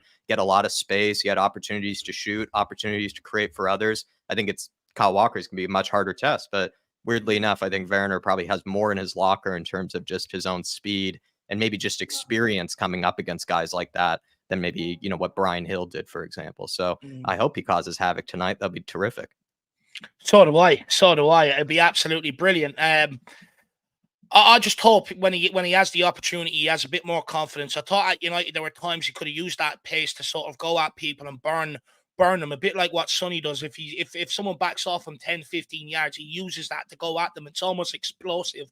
I thought Werner at times didn't want to do that. So if I'm being nitpicky on a debut, that's somewhere where I'd probably look for him to sort of maybe be a bit more explosive into today's game. Big up, Moondog. I'll have to run down to the bookies before kickoff and get that fiver on. We all know how accurate Moondog is in, but saying that, the one time I do, I'll probably cause everyone to lose money. Faz Radfire 3-1 Spurs. Big up my favorite channel, 3-0. This time, first of all, I really do appreciate the sentiment, my man. Absolutely top notch. No, we're not conceding today. Is that because of the record that Man City have at our ground, or is that just the feeling that you sort of get with our full strength backline back, Faz Radfire? Big yourself up, my man. Really appreciate the support. Let me know if you're going to the game today. I know a lot of TP. There was a lot of sort of requests for tickets for this game. Sort of, it's almost like everyone wants to be at it. So let me know if you manage to get yours, my man. Big yourself up. Now, guys, I do have one more sort of question to ask before we get into maybe who should be taking set pieces. Now, Madison is back, captaincy, and some other sort of squad questions and areas and stuff like that. And I genuinely am keen to hear all of your guys' thoughts out there. So please put it in the comment section below on this one. Personally, I think it's cracker and interesting. Some other people may not. But we'll start with you on this one, Jacko, considering you evaded the sort of last question, and then we'll work around the panel on this one. There's been a lot made about our disciplinary record this season, mainly amongst our own sort of fan base. But Tottenham Hotspur are averaging more tackles per game than any other team in Europe's top 5 leagues, and that is via who's scored. Does this maybe explain the conversation around Tottenham's disciplinary record? And are you okay for it to continue, knowing that we tackle more than any other team in Europe? Because I'd argue that shows fire or sort of heart, passion, desire, and fighting for the cause. It would explain how in certain moments when the referee has given a yellow card for what we thought wasn't a yellow card, that would explain it, right? Where it's just so high intensity, so many tackles, so much physicality in the game that the referee's starting to like lose control of it and, the pace of it himself. Maybe even sometimes the referee's looking for a breather. So he just wants to give, a guy a yellow card to let him catch his breath. And Spurs as well, like the way that we do press teams, we're not only just like, pressing them all the way up to the goalkeeper and making them, think about us. Like lots of times, like we are kind of barreling through the back of some of these players and making them realize like, you're not going to get turned here. Like we are going to make this difficult for you. And sometimes it feels like the referee has seen it in sort of maybe too much of an aggressive type of manner. And I feel like they've gotten it wrong on plenty of occasions, these referees, but it would explain it, Dave, that maybe we are just one of the most aggressive teams in this Premier League, that sometimes the referees just feel like they need to get some sense of control, or they need to, I don't know, send a warning in some sort of manner to one of the players that you can't just barrel through the back of guys every time. But I'd argue on plenty of occasions, it's been very unlucky where you see a guy on like Ryan Yates, for example, in that Forest game, just tackling players left and right, and being really naughty. And he doesn't get a yellow card until the 95th minute. And then whoever it was, like an Udogie, or who they really seem to hate Udogie, these referees, and he gets one for really nothing at all. That being said, though, there's been some pretty lazy ones. Like let's be honest too. Like there have been some pretty lazy yellow cards where it's just been unnecessary. I could cite Basuma for some of them. Sometimes he'll like slam the ball into the ground, and things like that. Not always is going to be an automatic yellow. Kulusevski occasionally will have maybe a bit of a too aggressive sort of a challenge or things like that. And Udogie too. Udogie, very serious, very sort of physical player, sometimes has thrown in maybe a too aggressive of a challenge at certain stages, but I'm all for it. I'd rather my team be more physical and more aggressive than it be the opposite case. It just seems to me, Dave, that some of it's been a bit of laziness, but also some of it might be from that stat. And the referees are just trying to get some sense or get some control back in the game because they're just seeing that Spurs are just all over the other side and maybe almost trying to protect the other team if I were to go that far. Do you know, I absolutely love the idea of the referee running around scrambling to find these cards to gain some control over Tottenham. It's absolutely brilliant. Big up Paul Brown as well. Big up Daniel Larson, and welcome in Hennessy as well. Up for how you keeping. Daniel Larson, hopefully it's quieting down for you in work. I know being a chef, Christmas is a very busy period along with New Year, so hopefully now it's quieting down a lot more for you. You can sit back and enjoy Spurs games. We'll go to you next one on this one, Sonny, and then we'll go to Tron, and then we'll get Tron to kick off the next question. Look, a lot of people would say Spurs need to dial down the sort of aggressive nature, but you dial that down, which means you don't make as many tackles, which means it probably has an adverse effect. Where do you stand on the disciplinary debate? Well, I think it's you know, when we got 2 red cards in one game, and Basuma's obviously, you know, got 2 red cards as well, it is going to cause headlines, especially in quick succession. I think our discipline has got better. I keep calling it, and it sounds really corny and cheesy, and Postecoglou football is like risk and reward. And the way you're playing, usually your fullback or your 6 are probably going to get a yellow card in the game because of the way they're playing. And like, you know, tactical fouling in football is, you know, people act like it's a negative, but sometimes it is needed. If someone is through and there's, you know, someone else covering, then sometimes it is easier to just take the man out.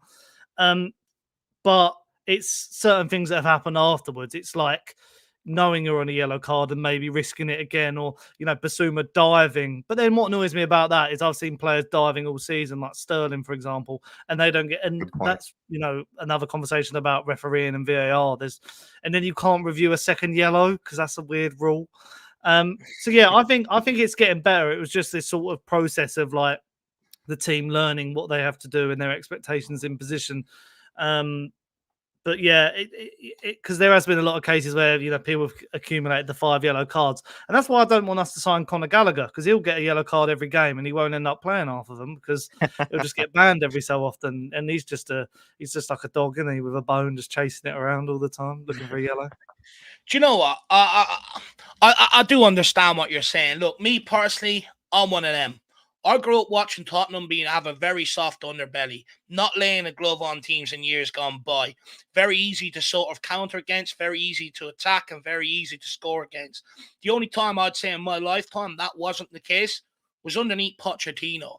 Apart from that, you know, we've had a very soft underbelly. I remember, you know, famously, who was it? Harry Redknapp brought in Wilson Palacios just to go and assassinate people so that someone would run around and actually tackle.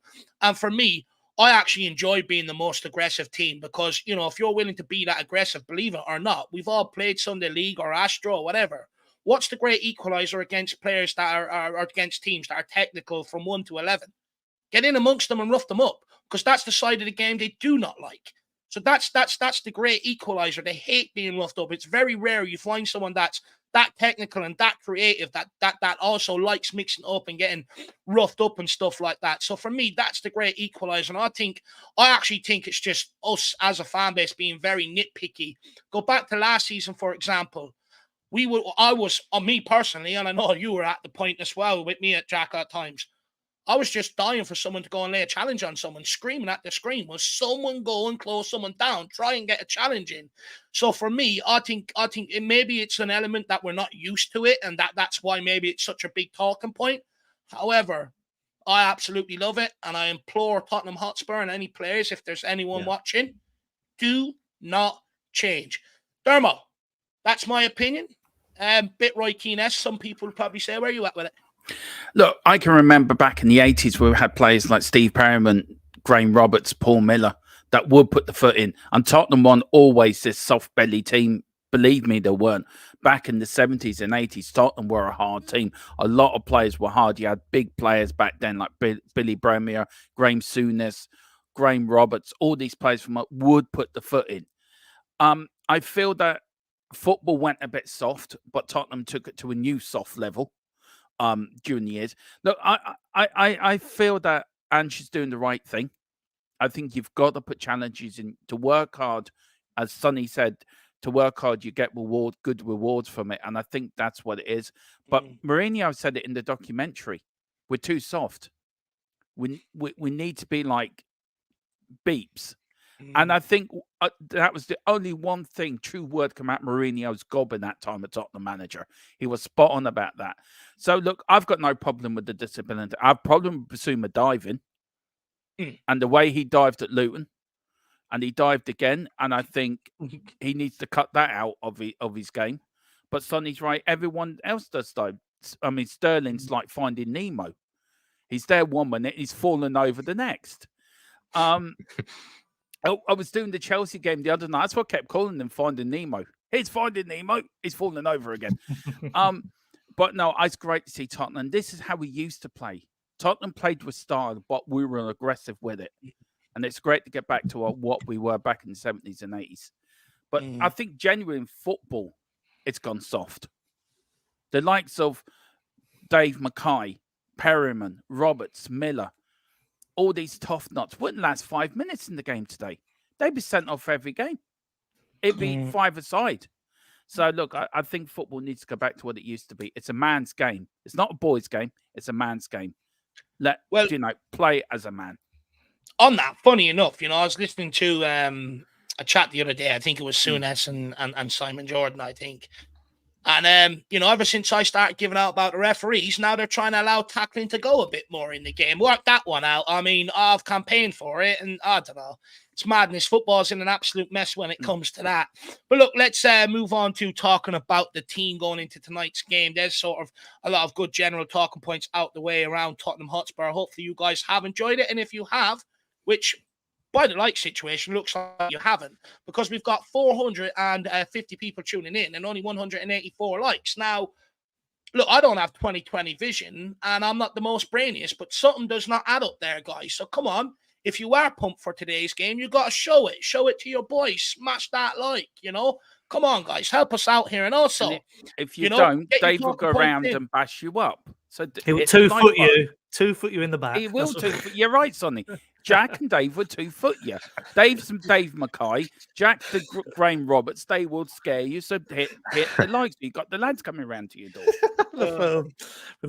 Yeah, imagine that. They open the door, ding dong, open the door. Dave 2-footer, and then just back here on screen. That's for not slashing the like. So if you don't want a 2-footer, make sure you do smash that like. But also, guys, feel free to help support the channel. Grab a channel membership, become a part of the community. If you want to be generous and give some out to people, why not do that? Or send in a super chat to, show your support, basically. And also get your talking points in. Don't be afraid to question us. This is what we're here for. We're all here to spend time with each other and talk Tottenham. Now, let's move into the team, guys. And we'll start with you on this one, the Tron. Is Spurs' back four and goalkeeper superior to Man City's? Man City's current backline, the keeper of Kyle Walker, Nathan Ake, Ruben Diaz, Gavardiol, and Ederson cost just under 300 million, whereas Spurs is in the region of 200 million. Does this show that quality recruitment can be done without spending sort of much as the oil-owned clubs? Yeah, it does.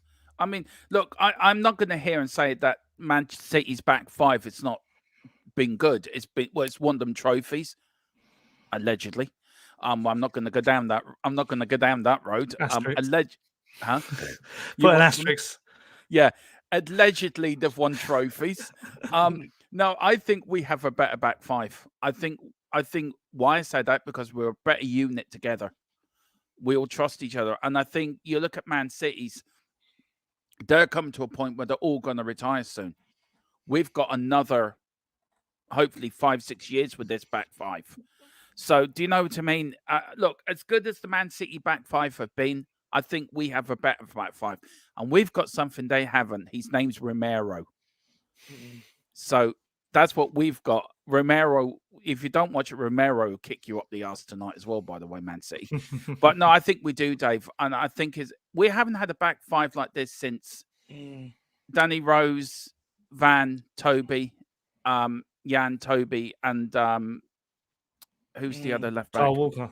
Kyle Walker. and Hugo when he was decent. So we've placed them at last. I think we do. I think we have a strong defense, a strong foundation that we can build off. And I think it is better than Man City's. Though you have to give your hat off to the Man City back five and the goalkeeper, who I like very much. Edison, I think he's a fantastic goalkeeper. But we've got Vicario, who's going to be the world's best in a couple of years' time, in my opinion. No, honestly, hats off to them. They absolutely love conceding goals. So hopefully that happens today. That's why I said it, Dave. That's why I said it. They love conceding goals. They're old. But Jacko, same question too. How do you think it compares? But also, I want you to maybe touch on, about the sort of recruitment, because I think many people would argue it's as good as, if not maybe a slight bit better, or just maybe a tad bit off the Man City sort of level of quality. But the argument has always been that Tottenham need the finances to be able to compete with these juggernauts. Is that the case though? Could smart recruitment just be the answer? I mean, I think it is, clearly. Like, not every team can have a blank paycheck, oil-owned sort of backer to challenge in the Premier League or challenge for the very best. You have to find smarter ways or find other ways to be able to challenge and give them a good, form your own team that can be almost as good, if not better. But it means you have to sort of rely on smart recruitment, unearthing some sort of diamonds in the rough that maybe no one has found yet, or taking a risk on somebody that is a talented player, but maybe hasn't been totally proven yet at the highest sort of level. And this is what Spurs have been doing really well since actually Paratici had come in here. And you look at, again, like, compare the numbers here, like this defense, this backline, I really wouldn't trade it for the world. Like, even if like there are certain players that could be better than others, I just feel like I love every single one of that backline and Vicario. Vicario for less than 20 million looks to be easily top 2, top 3, I think, best goalkeepers in Europe like this season. He's been absolutely ridiculous. And we bought him for less than 20 million. Udogie, another one, probably one of the best fullbacks in the Premier League, if not Europe right now, bought him for less than 20 million. Whereas teams like Man City, they sort of give you this illusion that those sort of level of players can only be bought for 50, 60, 70 million, which they've done, right? Kyle Walker, 50 plus million, Ruben Diaz, 50 plus million, Joao Cancelo back in the day, they forked over a lot for. They've really only spent big, I feel like, Man City, on a lot of their talents and a lot of their sort of regular starters. Whereas Spurs, throughout the 11 in a lot of areas, you actually look at some of these guys that most people around the Premier League would rate really highly. We've usually bought for a nice sort of cheap, price that no one else probably would have taken the risk on, or no one else really did the research for. It just shows that you can have a back line or any sort of area in the pitch that can be almost as good, if not better, than the oil-owned or just really big, rich-owned clubs. If you just do your recruitment right, you do it smartly. And that's what Spurs have done here. Like, again, like, I think we could compare our back four to theirs. I feel like I personally would take ours over theirs, but I think they're both brilliant. But it just shows that we've spent, I think, and I was being actually quite generous to Man City and, maybe more harsh on us. I think it's more than 100 million sort of difference in terms of the cost between our back line and goalkeeper and theirs. And like I said, some of the guys that we've bought this season have been easily some of the best players around Europe for less than 20 million. Pop Matasar for less than 20 million. There's so many that you could rattle off here. Pedro Porro and his I think it's like Pedro Porro and Romero are probably the most expensive actually in that back line there. And still, like, plenty of people would feel like now when they look at it, especially guys like Pedro Porro, Van de Ven, they probably think we still signed them kind of cheaply despite that. So it just shows that a lot of it is just recruitment. And, yes, we would all love to have a blank check, but not every club, not every team can have or really operate that sort of way. So you have to just rely on the smart guys behind sort of the owner that are working for him. And Paratici has pretty much saved this football club and brought us a back line that I'd say compares very well with Man City's. His talent ID is absolutely exceptional, by the way. But look, I think you covered that pretty much very well, Jack. The only thing I'd probably add to that is that where the finances do kick in is I do think you have to have, you try and get as close to them financially as you can so that you're not in a position to sell them. You look at Leicester when they won the league, they were just picked off by all the bigger clubs, the vultures. When you have finances that you can nearly compete with them, that sort of then, if you're putting trophies on the board, that alleviates that. So I think that's where probably the finances probably kick in that regard. You really covered that very well, Jack. Sonny, I need some help off you here now, my man, because I don't know how to feel about this. So, Pedro Porro has joint third most assists in the Premier League this season, only Salah and Ollie Watkins, who are on 8, have more than Pedro Porro, who's on 7. Does that highlight how good Porro is, or does it highlight how little impact our most creative players are sort of having on the team going forward to this season? And does it concern you in that way? Because I don't know how to feel about it. No, I don't think it does, because I think you've got to take a few things into consideration with that number. He takes our set pieces since James Madison's gone. You know, last game was a corner. So obviously his numbers are up from that. And when it comes to our fullbacks, they basically turn into 8s, then 10s anyway. So they are getting in creative positions. The only negative I would say is, you know, Pedro Porro is probably one of our better crossers of the ball, because Brennan Johnson, as much as I think he's going to become a good player at Tottenham, I just don't think it has worked out for him yet. I think his decision making he has to work on, because whenever I seem to watch him, he shoots when he should have taken a touch, should have taken a touch when he should have shot, low driven cross when he should have, you know, lofted it over, and vice versa. So there's that. And then on the other side, not so much Son, but like Kulusevski, you know, with his sort of scenario, people do call him predictable and cutting in, so maybe his creativity hasn't been as good. But Pedro Porro, I think some of his crossing has been like fantastic. You know, even if you look at, I don't know if I got criticised on one of my videos. I said he had a certain number of assists, but the record I was looking at included the Liverpool Matip own goal as an assist, because, you know, like fantasy football, sometimes it does, sometimes it doesn't. So like, even if you know, that was an amazing cross put into a dangerous area where Matip just side-footed it in, lovely little finish. Yeah, brilliant finish. So yeah, I don't see it as a negative. I think it's good to have a player in a defensive position. Look at Trent. Like, you know, no one is saying that about Trent. People might criticize Trent defensively, but I still think, I feel like that's just an easy stick to hit him with. I think Poro's great. Adogi and him work as a great partnership. They both create together. You know, I think the way I started this argument was saying set pieces. I just think that's what's going to be interesting. Who takes the set pieces now between him and Madison? Because Madison, I think some of the first assist he got for the club against Brentford was from a free kick. So but it's good to have these options. You know, we haven't had a good free kick taker, set piece taker since Ericsson, and even towards the end, he couldn't get past first man. Well, look, you know, I'll ask you quickly, and then I'll deviate around the panel. Who do you want on set pieces now, bought or back? I do believe that Porro has a better return from set pieces than Madison, believe it or not, this season. I'm going to give a really shit answer. I'm going to say Porro on corners, because I think his delivery is just fantastic right in that sweet spot.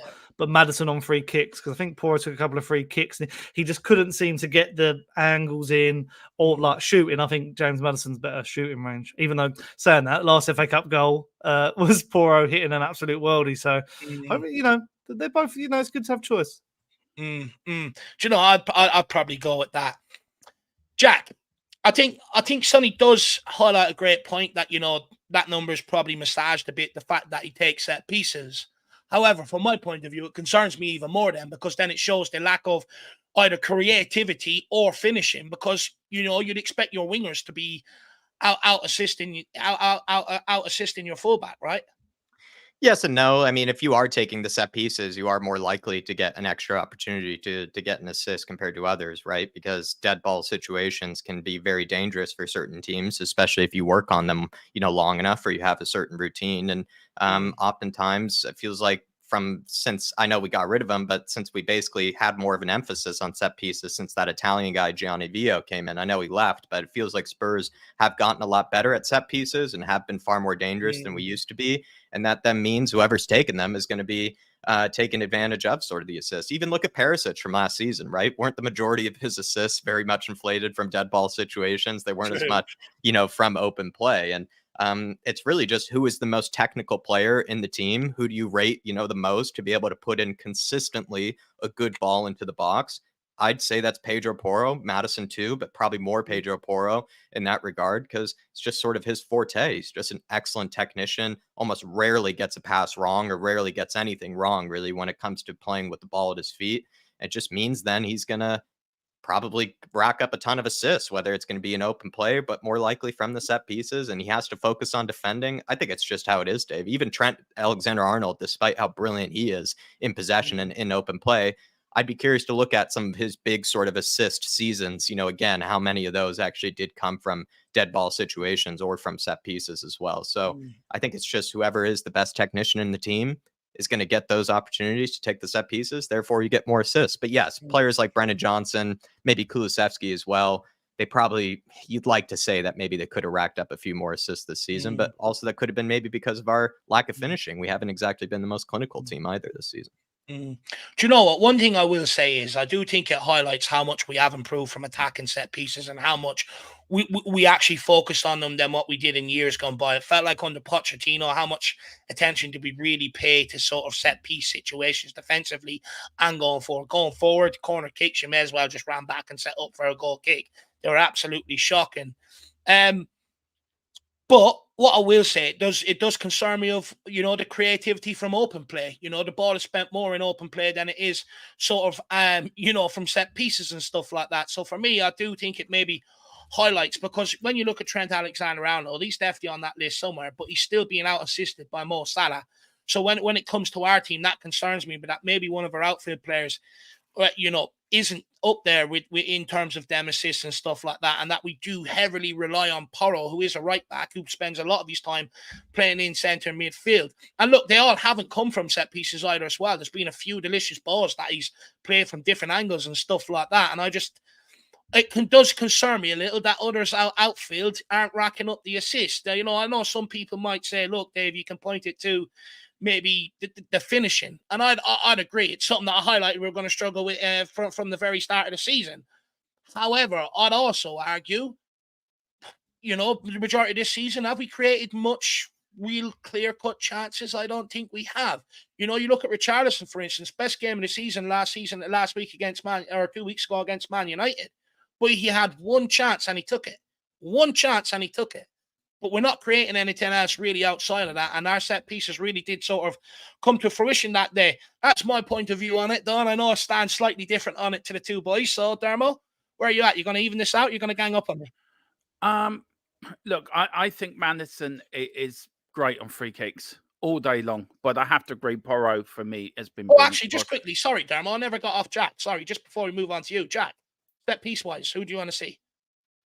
Pedro Porro every time, to be honest, unless maybe it's an opportunity on goal. Perhaps you give it to Madison, but I just think Pedro I just rate him that highly in terms of technique and just consistency. I just think he rarely strikes a ball wrong.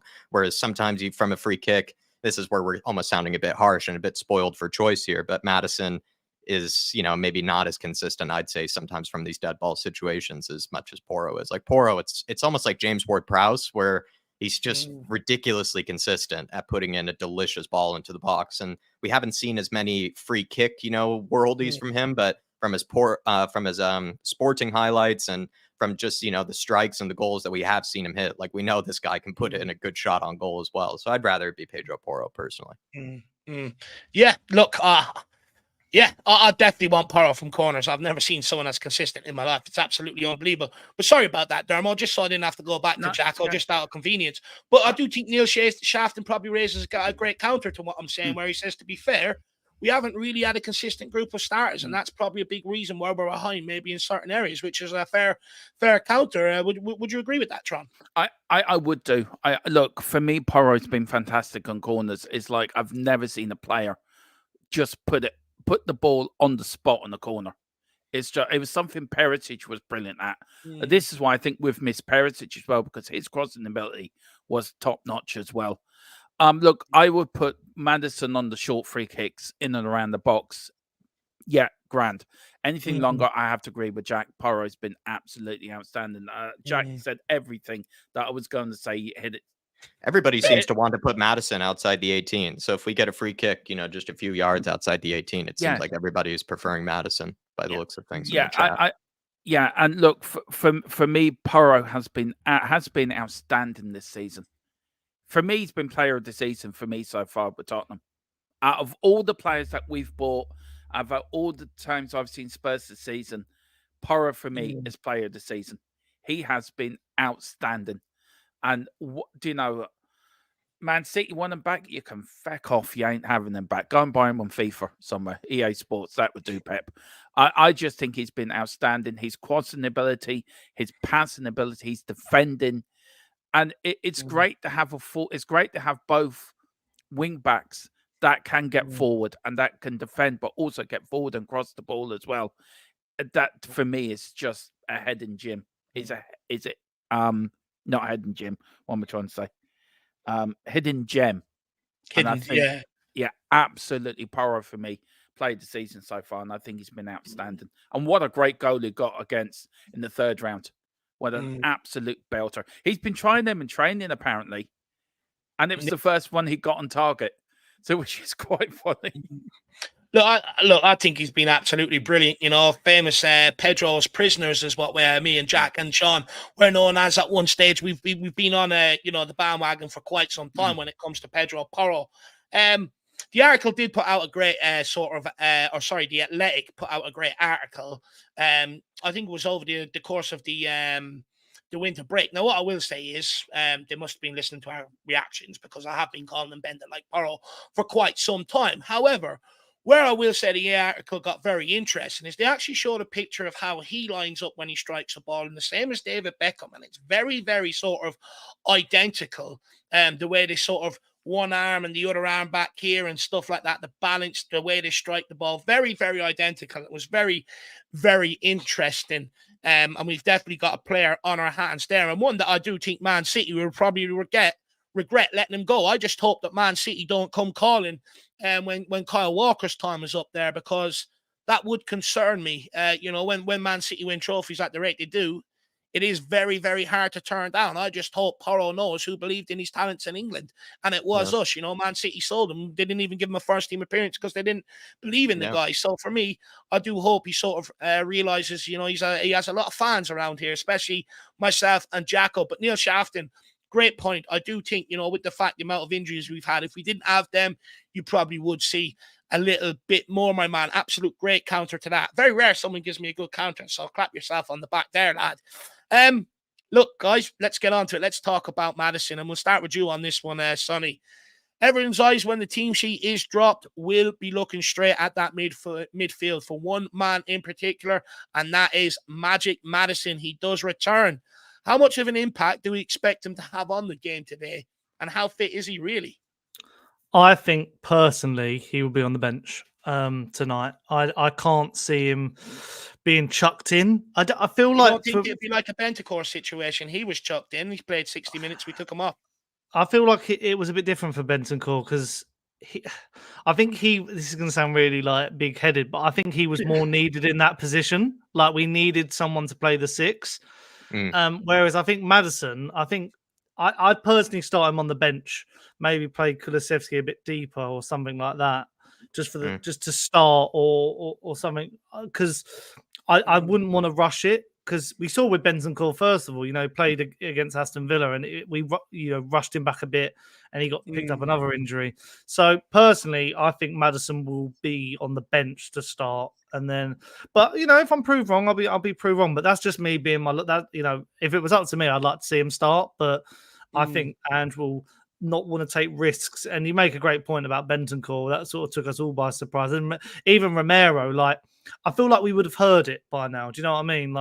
Romero wanted to play against Man United. Van der Ven was back in. So I feel like Paul O'Keefe or someone like that, who's quite reliable with team moves, would have already said, Madison set to start or Madison will be on bench. But we haven't heard either way. So I might be proven wrong. What do I know? Nothing, probably. He's pulled some sneaky ones, Ange Postecoglou, for sure in the past. And I agree with you that maybe we don't want to exacerbate or reignite, his injury of any kind. But it's almost like we're desperate for him in this type of game, that it's perhaps, if he is confident enough in his own body, Madison, that it might be worth the risk.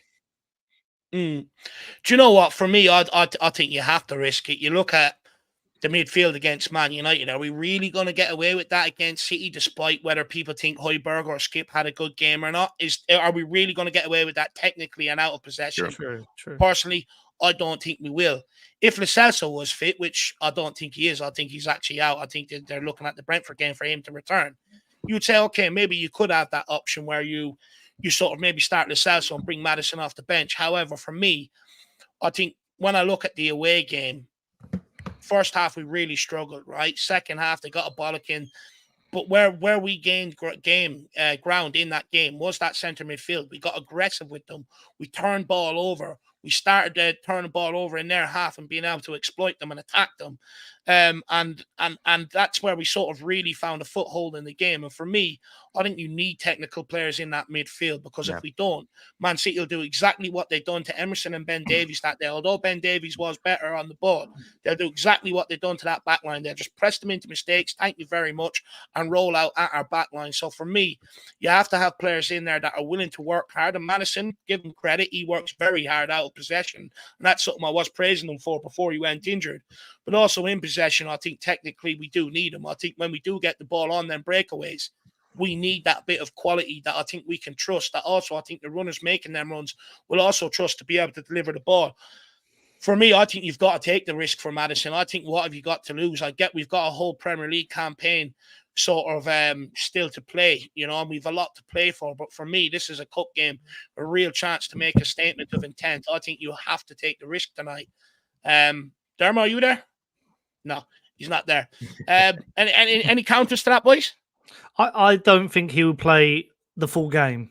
No, he on won't. the back of that. Like, he'll either start and come off about 50, 60, depending, or he'll, you know, I don't think he is fully match fit. But then again, I mean, I'm contradicting my own point here.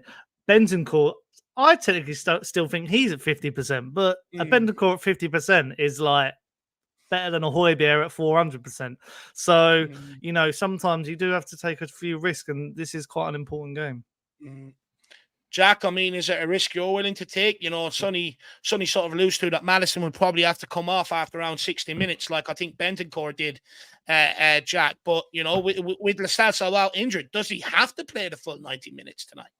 Yeah, that's what's really frustrating about Lo Celso for me, is that these are the games, once again, where we need him to be fit and available, because he would be making the team stronger. He could actually see himself probably getting some minutes and making a huge impact and being a vital part of what could be a great performance tonight. But once again, he misses this opportunity. And this is frustrating for me, because the last game against Man United, I do feel like we would have won that game had Kulusevski been available, had, you know, players like Gio Lo Celso had been available. Kulusevski, I'm not at all going to be angry about that, because he's fought and he's pushed himself throughout the season. He does a very good job at getting himself fit. And it's just with Lo Celso, man, like, there have been times when we have needed him this season and he hasn't been fit or available for it, despite barely playing any minutes. He's only played like something like 500, 600 minutes or something like that. Really not all that much. And it's just frustrating, because I think he could probably see himself coming in for Madison, or even starting, like in Sonny's situation, where he wants maybe Madison to be put,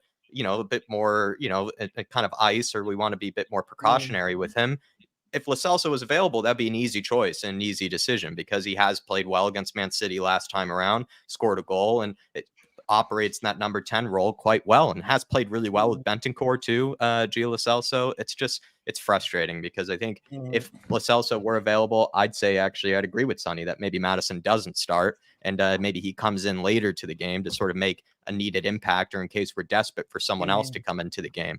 But with Madison only being available and him practically being the only creative midfielder next to Kulusevski, I just think sort of Ange is finding himself with a tough decision. I think he's going to go for the Bentancur route, 60 minutes, you know, see how he feels after that. And then he'll have to make, sadly, a maybe slightly negative or sort of pragmatic sort of substitution of bringing on a skipper or Højbjerg. That's where my fear really kicks in, and we'll get into who partners the midfield in just a moment. Models Muse, really appreciate the support, Jack, and they say prediction: Tottenham will smash them, clean sheet, 3-0. Five American dollars. So big yourself up. Really appreciate that, Jack. You as confident as Model Muse? Is there something in the water over there that we need to know about? I've been happy clapping very hard today, so maybe there is something in the water today, or in the weather, maybe over with the Yanks. But 3-0, I've seen it a few times in the chat. Even Faz Radfar broke his own favorite score line of a 3-1, and he's gone for the 3-0. Guess people just believe that Man City have that curse in our stadium. I'd be like truly, it would be amazing. I think a lot of people have heard the opposite prediction where they've now seen Man City go so many times without scoring that almost everyone's now thinking the opposite. Like, they have to score this time, surely. But I don't know. Perhaps it's a real curse for a reason, Models Muse, and be terrific to see Spurs win by. I mean, it'd be terrific to see us win in general, but if we were to get some type of convincing, 2-goal margin, type of win, I mean, that would be terrific. I'd be over the moon, happy clapping till my hands fall off, pretty much, Models Muse. So yeah, 3-0, let's go for it. Let's continue that trend. It really is a hilarious trend. It's probably one of the best I've seen, in football in general, the fact that Man City, of all teams, I think it was Sonny or you who brought up the 2.7 goals per game. Yet when it comes to this stadium, they just rarely can do it. And it really is hilarious. 3-0 it is. Funny enough, you mentioned it, 2.7 goals per game. We haven't seen Moondog since. He's probably off working his computer magic to come up with a very good bet. But Model Muse, great news for you. I am open to be surprised today. So I really do hope it could be a 3-0 victory. Me personally, I think it's going to be a very tight game. We've got our best defense back. Hopefully, we can tighten that up a little. But also, I'd argue we're not the most prolific at the minute. So, look, let's wait and see. Let's wait and see. If it was 3-0, I mean, you might actually see me smile for once. That would be nice, wouldn't it? Big up, Modern News. Really appreciate the support there. And also, Mark has become a new YouTube member. Pick yourself up, Marky boy. Flat Cap. Joining the Flat Cap Army. Legend. Big up, Marky. Welcome, and, welcome. If it's the same Mark that's always been with us, big up to you, Mark, and thanks for renewing. Yeah, I think it's just the same Mark that we've always known and loved. So big up to you, Mark. Hopefully you're all right. And the Mark Army, secretly, I've always said, very, very strong. Close to the Dave Army, close to the John Armies of the world, and things like that. The Mark Army is very strong. A lot of Marks out there, I have to say. There is actually a lot of Marks. Tron, let's get you in on this Madison debate, my man. It seems like a lifetime ago since we've seen Magic Madison back in action. I mean, what is it that he brings to this Tottenham team that we've missed? Tron, I think you're on. You're on mute there, Tron. My man. Yeah. Very bad, Dermot. Come on, head in the game. Come on. I know it's Bill Nick's birthday and everything, but you don't want to go celebrating just yet. I think we've missed his creating of goals and his little bit of running around and creating havoc, and he's picked up with a few goals himself before he got injured as well. And I think we've really missed that. It's great to see him back. I love Madison. I think he's a great player for us. And I think he fit to go in that number 10 role. And Richie will feed off that tonight. I think him, Werner, and Kulu, I think on the wings, they're going to feed off Maddie tonight. If not, I'll put him on the bench, bring him on with an hour gone with fresh legs, and then that will cause havoc in the Man City defense. So it's great to have him back. The magician is back just to wave his little bit of magic on the Tottenham front line, and it's great to see him back. And hopefully now we can stay fit between now and the end of the season, because we definitely are going to need them, and we have missed them.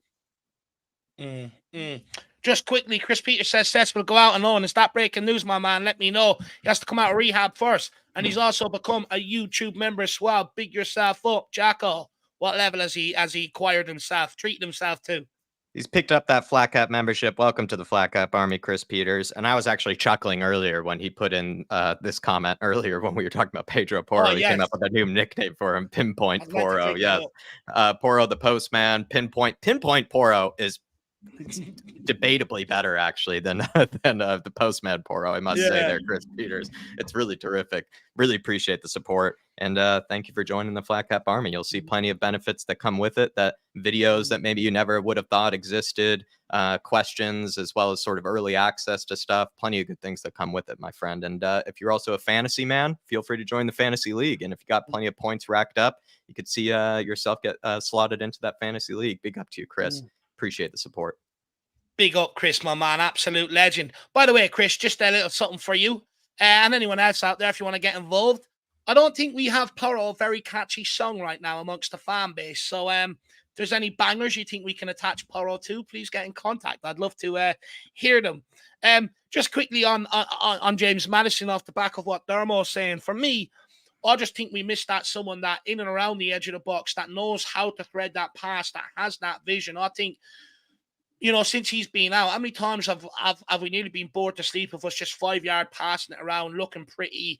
No one really wants to get on that ball, get turned, try loft it in behind, try and play it down the sides. I think Madison has got that sort of go get up about him, that can-do attitude. So for me, I definitely think we missed that. Jim says, Dave and Jack, are you going to talk about give Dragusin a mention? To be honest, Jim, I wasn't, because I don't think he'll start today. But I'll ask Sonny on this one. Sonny, could I be wrong? Could we see Dragusin potentially start today? I would have said if Hallam was playing, you might have seen it, but I'm not sure you'll see it now, because I think Romero will be captain, and I think Van de Ven is absolutely crucial to the high line. I don't see him being dropped. Do you see Dragusin playing anywhere? I don't think it will. I think Mickey van der Ven and Romero are going to start. I think you've got to keep that unit still intact against a team like Manchester City. But it would have been quite interesting because, what's it called? Dragusin versus Haaland would have been the battle of the man buns. So I thought that would have been quite good. I just want to say as well, I'm actually going to have to head off now because I'm going out. Okay. I'm going to go out, watch the game, and play some bowling as well. So, that should be quite entertaining. But I didn't want to be rude and just, so it's a good place. Well, do you know what, Sonny? I just want to say, first of all, thank you very much. I think you've been a great addition. I think I speak for all 500 people out there watching that we really enjoyed your input today. So hopefully this isn't the last time we see you around here on match day and stuff like that. And people, please get over and subscribe to his channel. But Sonny, why did I need to? Well, there's so much fun content over on the Sonny Talk Spurs channel. Before the game, why not watch my latest video about Gary Neville and what he's had to say? I did a little bit of deep dive into his comments. Quite a good performing video, that as well. So, and also you can become a member on my channel if you've got some spare pennies after spending on the memberships on these guys' channels as well. Similar thing, weekly podcast called Nice One Sonny, because I thought that was quite a clever name. And yeah, just a weekly podcast, but also it just helps me to continue to make content. And I even bought a flat cap to be on with the boys. So, I've invested from my side. So well done. Love it. Love it. Cheers, Sonny, guys. there's some nice messages in the comments there for you. So I'll leave you with them. Boost your ego before you head off and enjoy the game and play a bit of pool and that. People, please get over, check out Sonny's channel. The link is here in the description. He's been a great guest. Anytime we ask him, is he available? He's always straight on. To help our shows, which you guys seem to enjoy. So please replicate that love over there. Sonny, thank you very much, sir. And don't get too messy. Guys. Enjoy the game, guys. See you later. Bye-bye. Have a good one. Bye-bye. Bye-bye. Absolute great contribution there by Sonny today. Well done. Brilliant. So please show him that love he deserves. Jim, just a guy who loves Spurs. I will put Dragusin right back and push Porro up. Do you know what, Jim? On this, for me, I was thinking about making a little video about it. I won't give away everything I was going to say because I haven't actually got everything down on paper yet that I sort of want to say and stuff like that. But that would be something I'd be open to come the summer. I think for now, I'm okay to leave it where it is. I think come the summer, that's something you'd have to work on. You'd have to bring Dragusin to work in and play there. We forget that he's played in the middle of a back three at Genoa. So, that playing that right back and that inverted role, he will need time to adapt to that, just like Porro did when Ange came in. So for me, I think you might benefit in terms of up in the forward areas, but I think it might cost you in terms defensively a few goals and that until it gets sorted out. So for me, I'm okay with it up until the end of this season. But then come the summer, we've done it with Gareth Bale, right? Look at the player he went on to become. Could you do it with Pedro Porro? I think technically he can play there, no problem. He's as good as any other winger in the world. Puts in better crosses than what Brennan Johnson and that does as well. So for me, I think definitely an option come the summer. But right now, I just think you don't want to do something drastic like that and sort of maybe potentially destabilize things. But I like where your mind is at, my man. I really do, Jimbo. Guys, anyone else anything they want to say on that?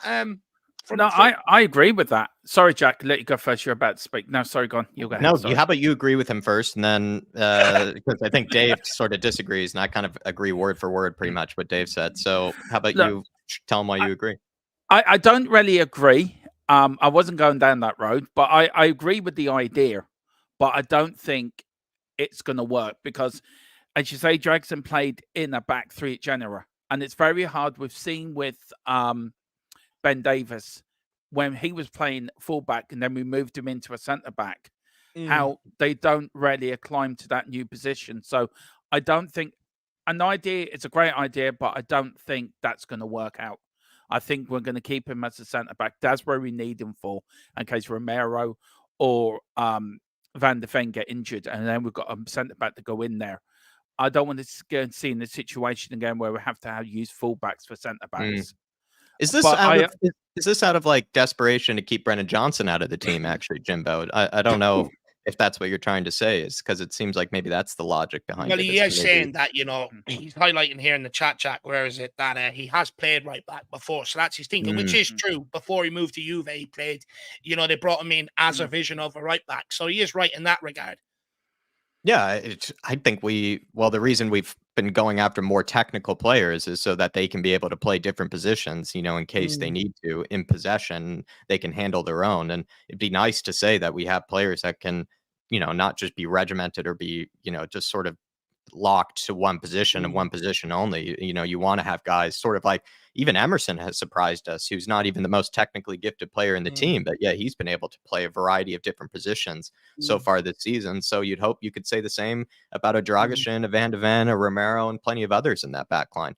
Me personally, though, Jimbo, if you're going to go down that sort of maybe logic of sort of, like a more defensive option down the right, or like I said, maybe, or to keep Brendan Johnson out of the team, if you feel that sort of way, I might lean towards my man Emo, just because I love him so much, and he has had great performances against Man City in the past. He has played well against them in the past, so I'd go with him on the right, and then move your man Poro up to the right wing.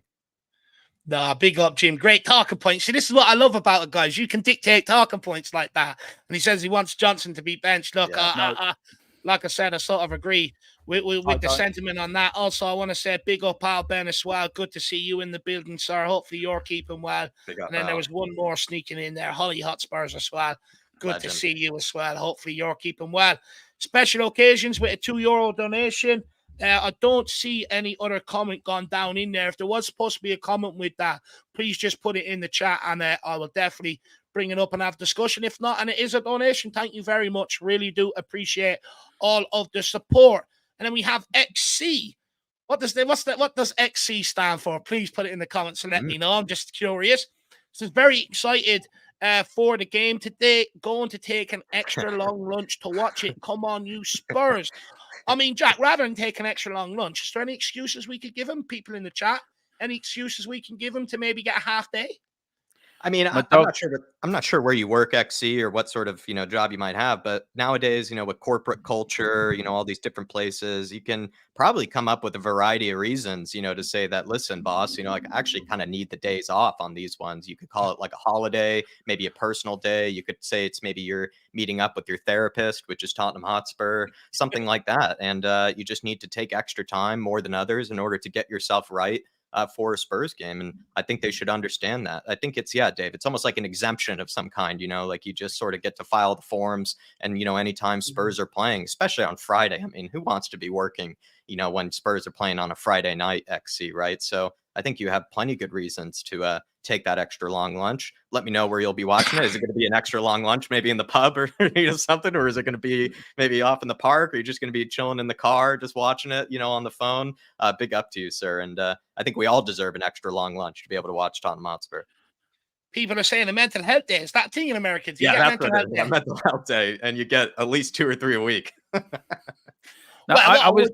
What I would say is I'm a big advocate, sort of mental health and all. So don't use that if you don't need it. But Dermo, have you any sort of excuses XC could use to maybe get home and be able to watch it from the comfort of his own couch? Yeah, someone has kidnapped my hamster or my dog. I need to go now. It's an emergency. That sort of thing. Just go into your boss and go, boss, it's an emergency. I have to go. See you later. And just run out of the building and just don't look back. Don't stop. Just keep going. And then when your boss rings you later, why'd you have to go? Somebody kidnapped my hamster. I had to go. I'm devastated. I can't come in for these dates because it's going to be kidnapped on all these dates. So that's what I'd say. Look, what I'd also say is potentially I left the oven on at home, or I think I left the oven on at home. I just need to get home, make sure the place sort of isn't burning down and stuff like that. Or you left something on, something like that could be used. I mean, feel free. There's about, I don't know how many countries across the world. Surely there's a public holiday going on across one of them that maybe you could attach yourself to the back of. Or you could just say, you've got a headache and you need to get home. That way, and Spurs are your remedy. That's your painkiller. XC, let me know how you get out of it, though. Big yourself up. And I really do hope you do get to enjoy it. And look, if you are taking a long lunch break, use the runs as an excuse. You get to sit in the bathroom, whip the match on your phone and just enjoy it. Maybe not the best comfort, but at least you get to watch the game, I suppose. Big up, XC, and really appreciate the support. I won't bring up some of the comments saying XC's going to come. He's going to come back from the lunch smelling like the IPAs. Exactly right. It's the comment. It's the comment Ryan's just put in there. When something's feeling blue for this, it might fall off. So just be careful if it's blue. And you'll need some big up XC though, and appreciate the support as well. And I'm sorry that you've run out of vacation days and vacation hours, but like I said, maybe Spurs don't fall in that category. It's more kind of for health reasons that you need to see them. So that wouldn't, be slightly different. What we'll say, actually, I won't bring up all the excuses that people have given in the chat, but you can have a read yourself. But Lazy 8 says, I've scheduled a one-person team building offsite at Flannery's pub for this afternoon. I'll probably leave out the pub part, but yeah, that's definitely a good excuse you can use. And Nick, hopefully that is what you've done, and you actually are going to Flannery's. And also Shawnee Maddox, I mean, what can they say to that, right? If you've... What can they say? So XC, I'll take Shawnee Maddox's excuse. Maybe you've soiled yourself. There's what can they say? They're not going to ask you to take them off and show them, are they? So I'll definitely be looking at that one for sure. But guys, let's move on just quickly. Who do we want to see partner the two Bentancur and Madison in midfield if they are starting? Højbjerg, Skip, or the return of Kulusevski? We'll start with you on this one, Tron. Do you know what? I'm going to be controversial. If Kulu's fit, start with Kulu. If it's not, then I will put in Højbjerg. Anything's better than Skippy. Skippy the kangaroo can just Skippy off. But you know what, Dermo? Just to play devil's advocate, because I do like sort of you're throwing a double six sometimes. Yeah. Some, I put out a predicted lineup there yesterday, and I heard a lot of people in the chat surprisingly saying Skip had a good game against United. He'll start tonight. Yeah, Skip did have a good game, but one good game doesn't make him deserve a start. Do you know what I mean? There's plenty of other games where he hasn't turned up and he's disappeared, and he's a bit like that one of Homer Simpson going back into the bush. If you use them gifs, even that's Skippy during the game, he just hides. Look, I think if you're not going to do Kulu, then put Højbjerg in there. At least Højbjerg will give you 100, will give you 95.5%. He will give you that. So that's for me. But Skippy, one good game doesn't make up for the games he didn't play well in. But I can understand why people are saying it. But for me, Højbjerg, if Kulu's not fit, then put Højbjerg in there for me. At least you've got a man who knows what he's going to do. He'll sit in front of that defense and he just mop everything up as he said. And I think he will be here to summer now anyway. So he's got to get his head around it that I'm not going anywhere. And I've got to give 100% for the team I'm playing for. So I think you will find Andrew will start using him more and more as the season goes on now instead of Skip. But I think Skip needs to go personally myself. I think Skip's reached his level. Whatever level he's going to reach, he's reached it now for me. So I think Højbjerg would be. But please, I just hope Kulu's fit tonight. Yeah, I have. Yeah. Go on. You've seen it, go on. I have. Look, I've criticised him. The lads know I've criticised him. I've criticised my own channel, but doesn't stop me supporting my man Højbjerg. He may have had a few. He did something wrong. I called him out. He rang me. He says, I'm ringing Jack after this as well. And then I'm going to ring Ellie. He's apologised. He says he won't do it again. I said, that's okay, Højbjerg. Do not let us down. But I think if your back's to the wall and you're rally defending in the 98th minute of a game, I will want Højbjerg in there defending for his life. Look, that one he did against Chelsea when he took it off the line. Would you see a Skippy or somebody doing that what he did? No. And his reaction was, it was pure emotion of what he'd just done. And it was like, come on, I can do this. Come on, get everyone else doing this. So look, Højbjerg may have had a few bad games. I've criticised him, but it doesn't stop. I love Højbjerg. He's my man. He's my Danish destroyer, and he's the man that will, if he starts tonight, will give 99.5%.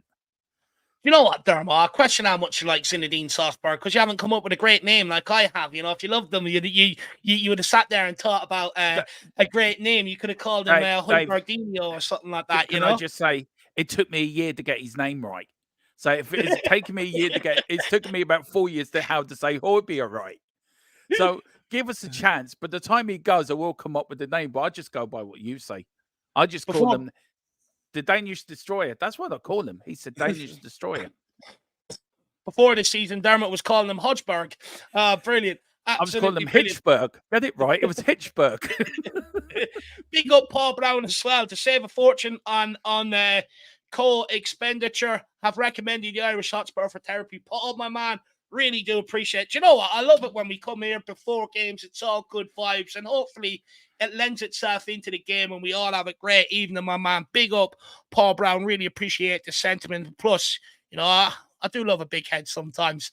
You know, my missus would probably argue it's not good for me. But anyway, Paul, don't tell her. Keep feeding me with compliments. I'm blushing now. But Jacko, where are you at with it? Who do you want to see in the midfield tree today?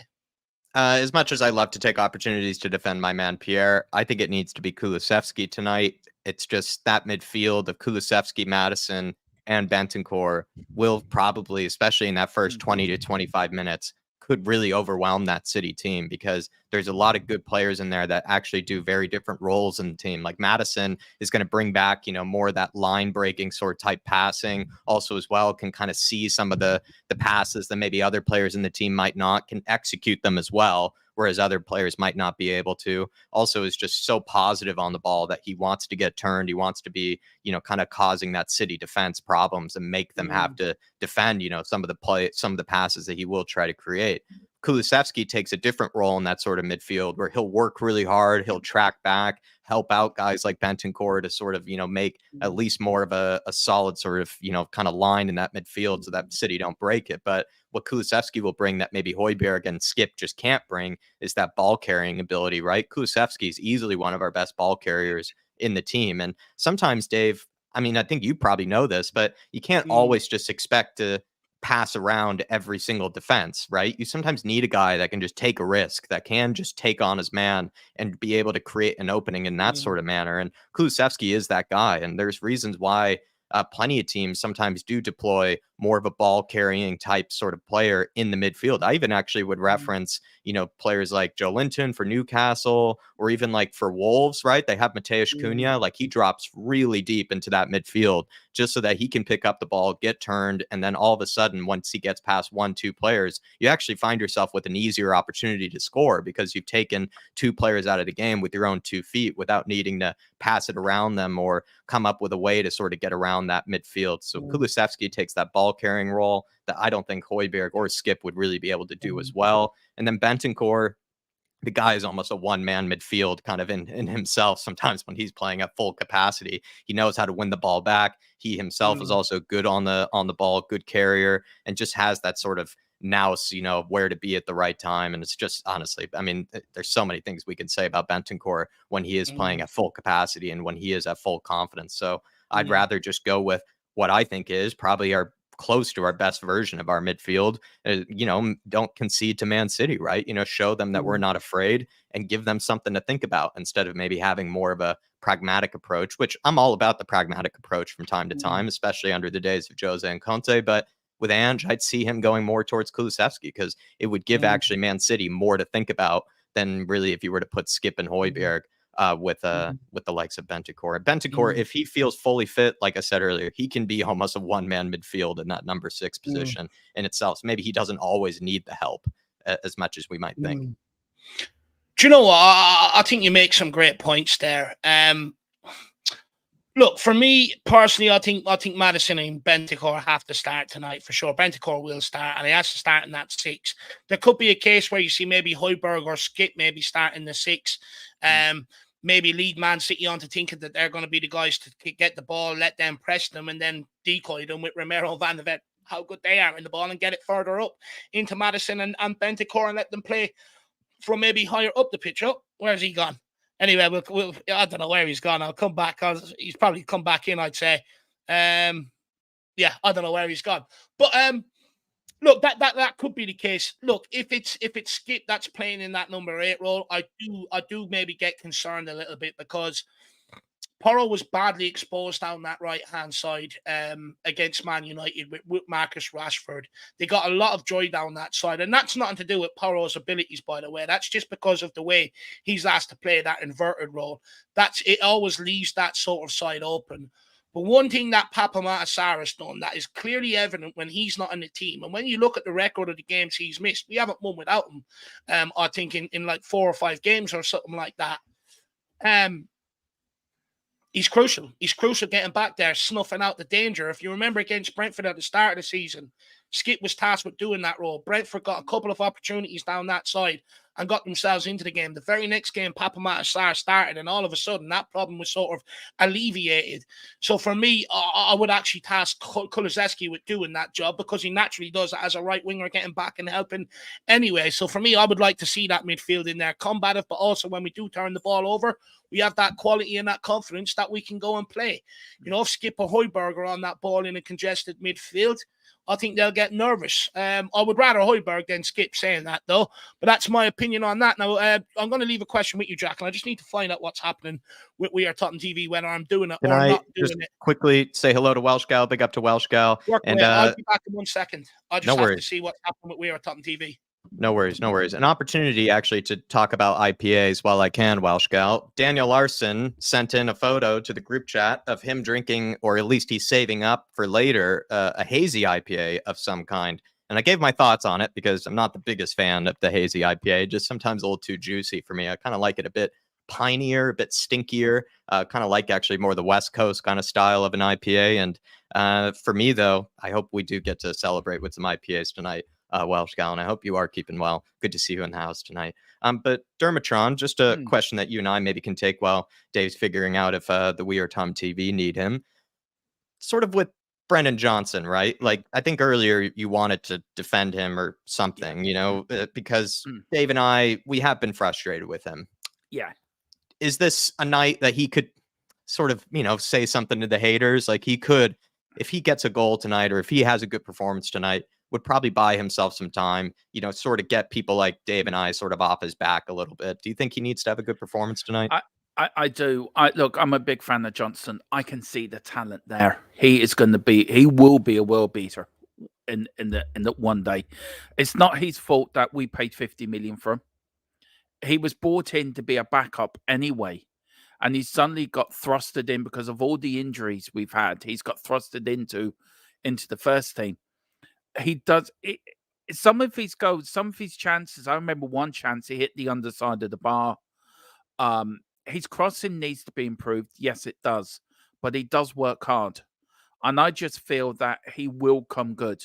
He will get there. And I mean, I'm going over to Tottenham in February. I will get his name on the back of my new Tottenham shirt. That's how much I'm a fan of Johnson. And I do feel he will get there. He's young. We haven't seen the best of him. But it's going to take him a while to get used to a bigger club anyway. Was everyone saying about Gareth Bale when we never won when he played, or when he was playing awful? Sell Gareth Bale. There was talk of get him out. He's no good. Why did we spend this money on Gareth Bale? Look what Gareth Bale turned out to be. A world-class player. Probably one of the best the Wales have ever produced, I think, behind Cliff Jones. So look, I think people are very quick to judge a young lad. He needs to be given time. He's only been at Tottenham since 6-7 months. Give the lad a chance. If he's still at this performance this time next season or the end of next summer, then I think it needs to be looked at again. But I think give him this season, give him a chance. He's only a young lad. It wasn't his fault that Tottenham paid 50 million for him. He didn't ask for that big price tag. So yeah. I just think we have to give a chance and see where it goes. Just to offer a slight counter to that, though, like it feels like the price tag has been used against Richarlison in the past, and often he gets, you know, a pretty bad rap, in my opinion, and gets some pretty harsh criticism. Where, in my opinion, in lots of cases, I think Johnson, I wouldn't say gets away with maybe an easier sort of time from Spurs fans. But I would say sometimes you see how quickly people will jump on Richarlison when he hasn't had a good game, especially of recent, when he's probably been at least our most, next to Sonny, our next highest goal scorer, if I'm not mistaken.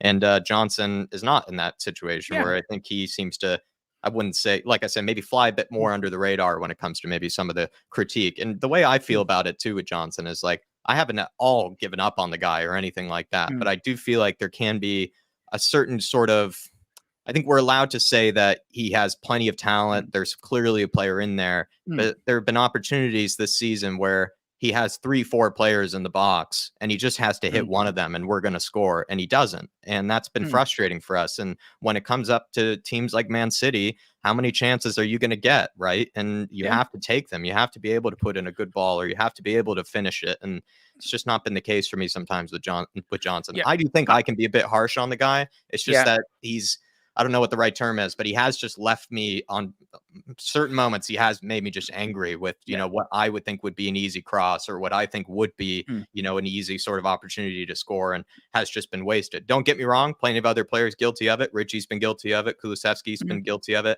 I just think Johnson is actually slightly more guilty of it of recent, or at least more often guilty of maybe spurning or missing a chance when it comes to either setting someone else up or finishing his own dinner than maybe other players have of recent. I agree with you on that. Look, I'm not saying that Johnson's been a worldie. He hasn't. And it's games where you are very frustrated with him because you can see there is a talent there. So I just give him time. We're very quick as fans to jump on the players' back if they don't, especially if they come in with big money, they don't kick on straight away. If they're not putting in good performances. Look how we've all criticised, me included, Richarlison, for not scoring the goals for the price tag we paid for him. So I think, look, I think we need to give players a chance. We need to take these big price tags out of the equation, because it isn't the players' fault that they're going for these price tags. It's down to the clubs. It's down to wherever the clubs can get from. But I think we have to take that out of the equation and look at the player logically. Look at them. Who's the manager? What position is he playing? Will he develop in that position? Does he need to change his position? You have to put everything into a melting pot, and you see what you come out with. Not every transfer is going to work, but I personally, I'm backing Johnson to come good. As I said, I'm going to get his name on the back of my shirt. He's got my full support. And look, if he plays badly or he plays brilliantly, we need to support our young lads. And I think, do you know what? I said, Dave, this is a night for him to shut the haters tonight. Yeah, I think dropping him will do his confidence no good. I think it will destroy his confidence even more. Look, I know people are going to say, Dermotron, you're talking shite. I don't care. It's my opinion, and I'm supporting my man Johnson, like I've supported Højbjerg when people are hitting on him. Sorry, I want to say one thing. I think people, especially nowadays, look at what would you say? Criticism as a negative. I'm sorry, but it's not. It's okay to criticize Johnson. People go on like he's a young lad. Okay, in terms of, you take off a whole lifespan of a human being, he's a young lad. You take a soccer career into account, he's 22 years of age. That's not young in terms of a career. He's only got 8 years left, and they fly by just like that at the very top. You look at Van de Ven, he's the same age. Look at how well he's had an introduction to life in the Premier League. You look at Adoji, he's younger. Look how he's integrating himself into the Premier League. Look how Kulusevski hit the ground running with Tottenham. Yes, he went through a bit of a sticky period, but for me, I just think we make far too many excuses. I think it's okay to critique a player. If he's not performing, he's not performing. And look, I know you say, dropping a player might not do well for his confidence, but I'm sorry, if he wants confidence, he's a good-looking lad. Go and put him in a nightclub on a Saturday night and let girls pay him compliments. Honestly, at the end of the day, we're an elite level sports club. We're not here to boost people's confidence. I'm not, like Dave. You said it yourself. I'll let you finish. Let me finish. And we're not here to boost people's confidence and stuff like that. It's up to him to find that confidence. We've made these excuses for players in years gone by, and look how far it dragged us down. He's got his big money move to Tottenham. He either needs to make it or it's not going to work out. We can't keep giving these guys excuses. Look, I get it. He's going to be here for another year and a half, and he's going to be given time, whether fans out there like it or not. And I'm not sitting here pulling the young guy apart. You know, I back him just as much as anyone else do, but because I critique him, it doesn't mean I ain't backing him. I think criticism is good. How are you ever supposed to improve on something or get better if you don't hear words where people are saying, look, yeah, you're a good player, but you need to improve here. You need to improve there if you want to get to the next level.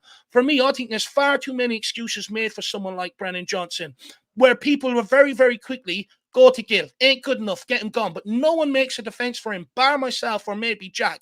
And he's the same age as Brennan Johnson. He's never had the same run in the team as Brennan Johnson. So if we're going to use it for one player, use it for another player. The difference between Gill and Johnson is Gill's Spanish and doesn't qualify as homegrown. We protect homegrown players here. I don't know why, but they haven't always necessarily been good for the club. Whether Johnson's 22 or whether he's 32, I don't care. His level of performances are not good enough, and he needs to improve. And that's all I'm going to say on the guy. Look, I'm going to give him time. I'm not getting on his back before anyone starts. But let's be honest. We're not here to fluff people up and give them confidence and everything else. You know, it's up to him. Look, when I say about destroying confidence, you've said it yourself, Dave, from other players. When players, you get, the more games you play, the more confident you get. And you are right about criticizing players and taking it in the right way. But there's been people saying the opposite to that. That was the point I was making. And you look at Hill. I love Hill as well. Hill, I think, is technically a better player than Johnson, and he should be given a chance in the first team. And you're dead on when you say about the homegrown player. That rule has to change, because we seem to looking after our homegrown players a lot more that are not going to make it. It's not even the club, it's the fan base. Look at Dyer. Look at the send-off Dyer got. Come on. I know. And I mean, that bit did make me laugh when you lose our greatest ever goal scorer, and he gets criticised for the send-off he gets, and you see Eric Dyer sitting down nearly crying, and what he done for the club. There's a little bit of hypocrisy there. So people have sometimes been hypocrites here. No, I think we've got a great bunch of young lads coming through. Hill, Johnson. Ange will work his magic on them. Ange will bring them up. We know what he done up in Celtic, Dave, with the players he had up there. I know a different league and a different way, but he is a manager. He's a man manager. He's like a Brian Clough. He was a great man manager who would make ordinary players into great players. He would make the players we've got there. Every player's going to need their ego rubbed now and again. It's part of football. Every player, top to bottom, best player in the world to the crap player, is going to have their ego rubbed from, need their ego sort of boosted, arm round the shoulder. But if he doesn't perform tonight, then drop him, and then sorting on the training ground. But I hope he does today. I hope he really does turn it on tonight, because I would love him to put in the performance and say, look, this is what I can do. Show them what you can do. Don't be afraid. Go out there and enjoy your football. Don't be scared. Go out, pull the shirt on. You're playing for the greatest team in the land. Go out and enjoy yourself. Don't be scared. And I think that's the problem. These young players, Dave, are scared to make a mistake because the crowd will get on their back. And I know they all should be men, and it's football is a man's game. And look, I've been long enough around the world than the pair of you, so I've seen a lot more of the world, and I know what it's I know what it's like when you're, especially in my own thing. I know what it's like when it comes to confidence. That when your confidence starts doubting yourself, it does affect your game. But this is where Ange comes in, put his arm around the shoulder. You're my guy tonight. Go out and prove to me why I've picked you, and he'll go out and play a blinder. It's Huge all about. Yeah. It is. It's about him proving why Tottenham bought him. And if he can do it tonight, and I hope he does. I read it, and like Richarlison as well. I hope he proves the people against him wrong as well. And so does Johnson, so does Brian Hill. We want our players to do well. We just want our team to do well and win. And good luck to him. If he does tonight, give it hell and show them why we bought you. That's all. That's what I hopefully. And look, you know, I'll finish off with what I'm saying as well. Echo your sentiments, damn it. You know, no better time tonight than to show the Tottenham fan base. Exactly. Look, you know, give me time to settle. But I do stand by my point. You know, it's okay to critique a player's performance. We don't have to sit here and pretend everything's all rosy in the rose garden. You know, sometimes it's okay to critique even when things are going well. It's about improvement. DJ Samuel, though, with super sticker, Jacob, we know Spurs chair's not spinning anymore. What's he giving us now? Yeah, he's not spinning in the chair anymore.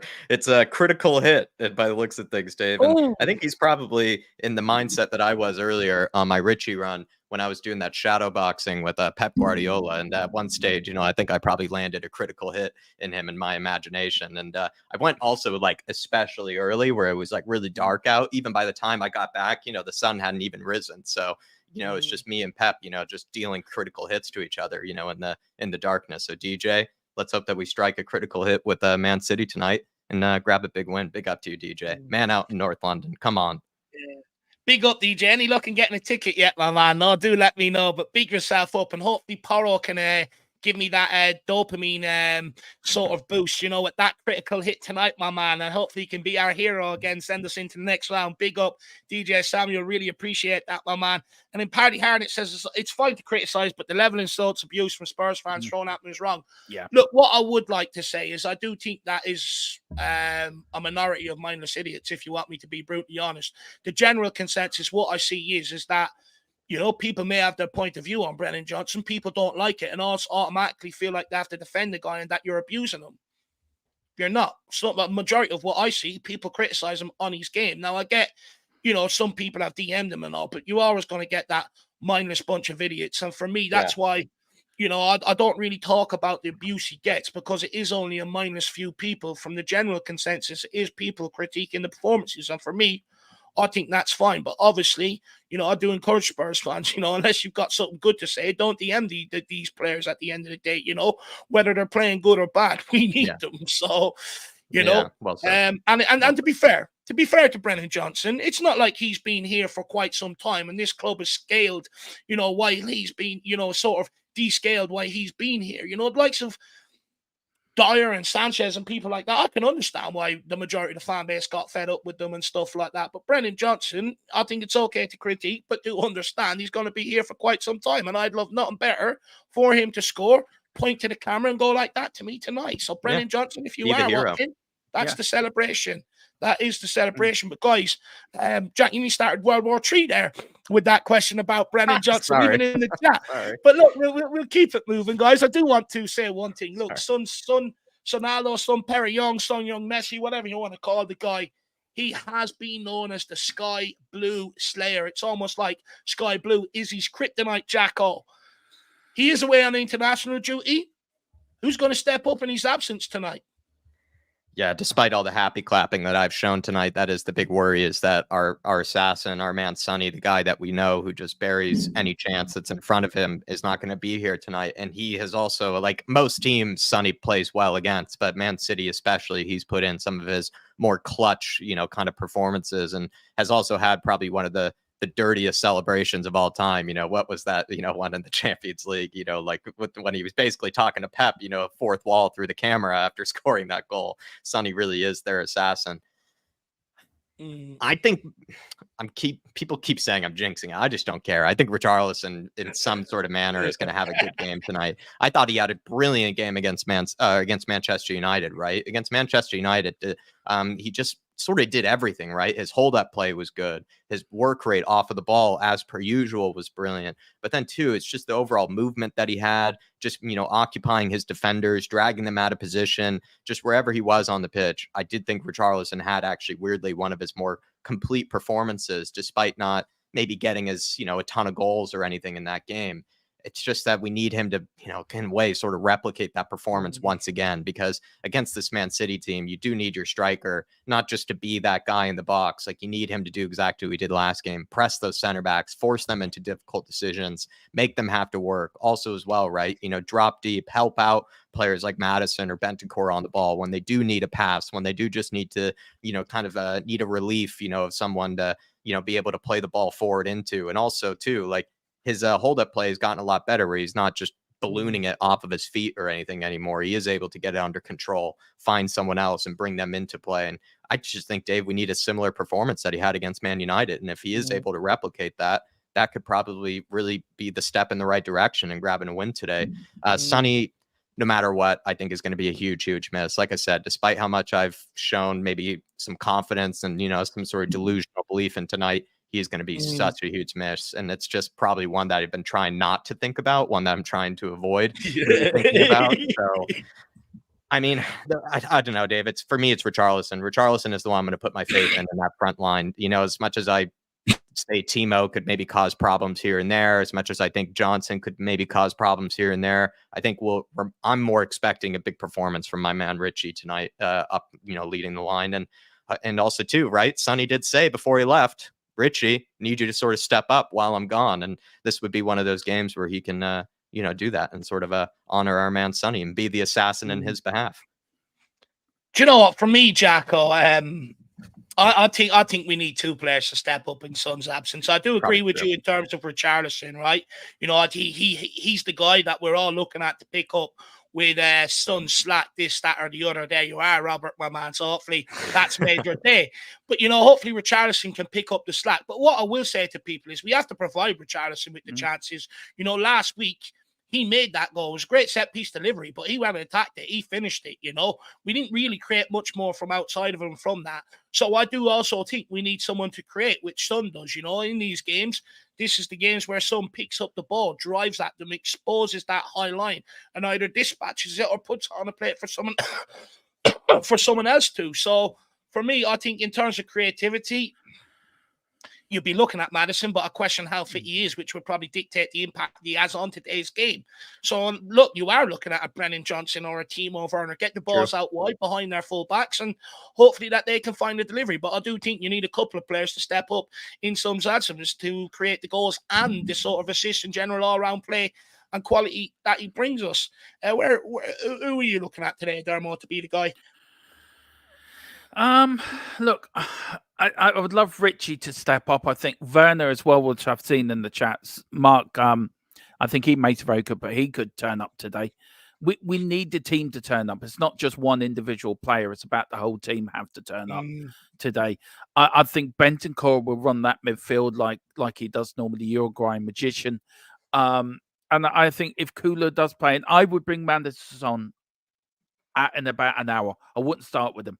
I would bring him on with an hour to go when all the other players are starting to get tired. He's fresh-legged, little bit of magic up front. That's when we could, if it's a tight game, he's a player that could come on and unlock the door to us. But look, I just expect us to win 3-0. I can't see anything other but a Spurs win. I'll go 4 or 5-0, but he was saying, hang on, Dermot, John. You're too delusional. Come down from there.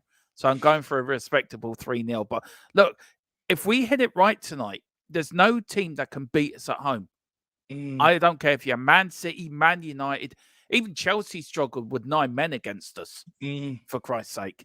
So I think at home, the crowd behind us, all the players, the team need to step up. Not one individual. The whole 11 need to play 120% tonight. Look, I couldn't agree more. Look, also, what I'd add to that just quickly is I think a lot of the players that have suffered a lot of the FA Cup and League Cup games, the sort of very embarrassing exits. So I'd like to think the majority of them are actually gone out of the squad. So we head into this with sort of that fresh mentality and hopefully everyone believing they can turn over City rather than walking out there and going, geez, guys, let's keep the score down.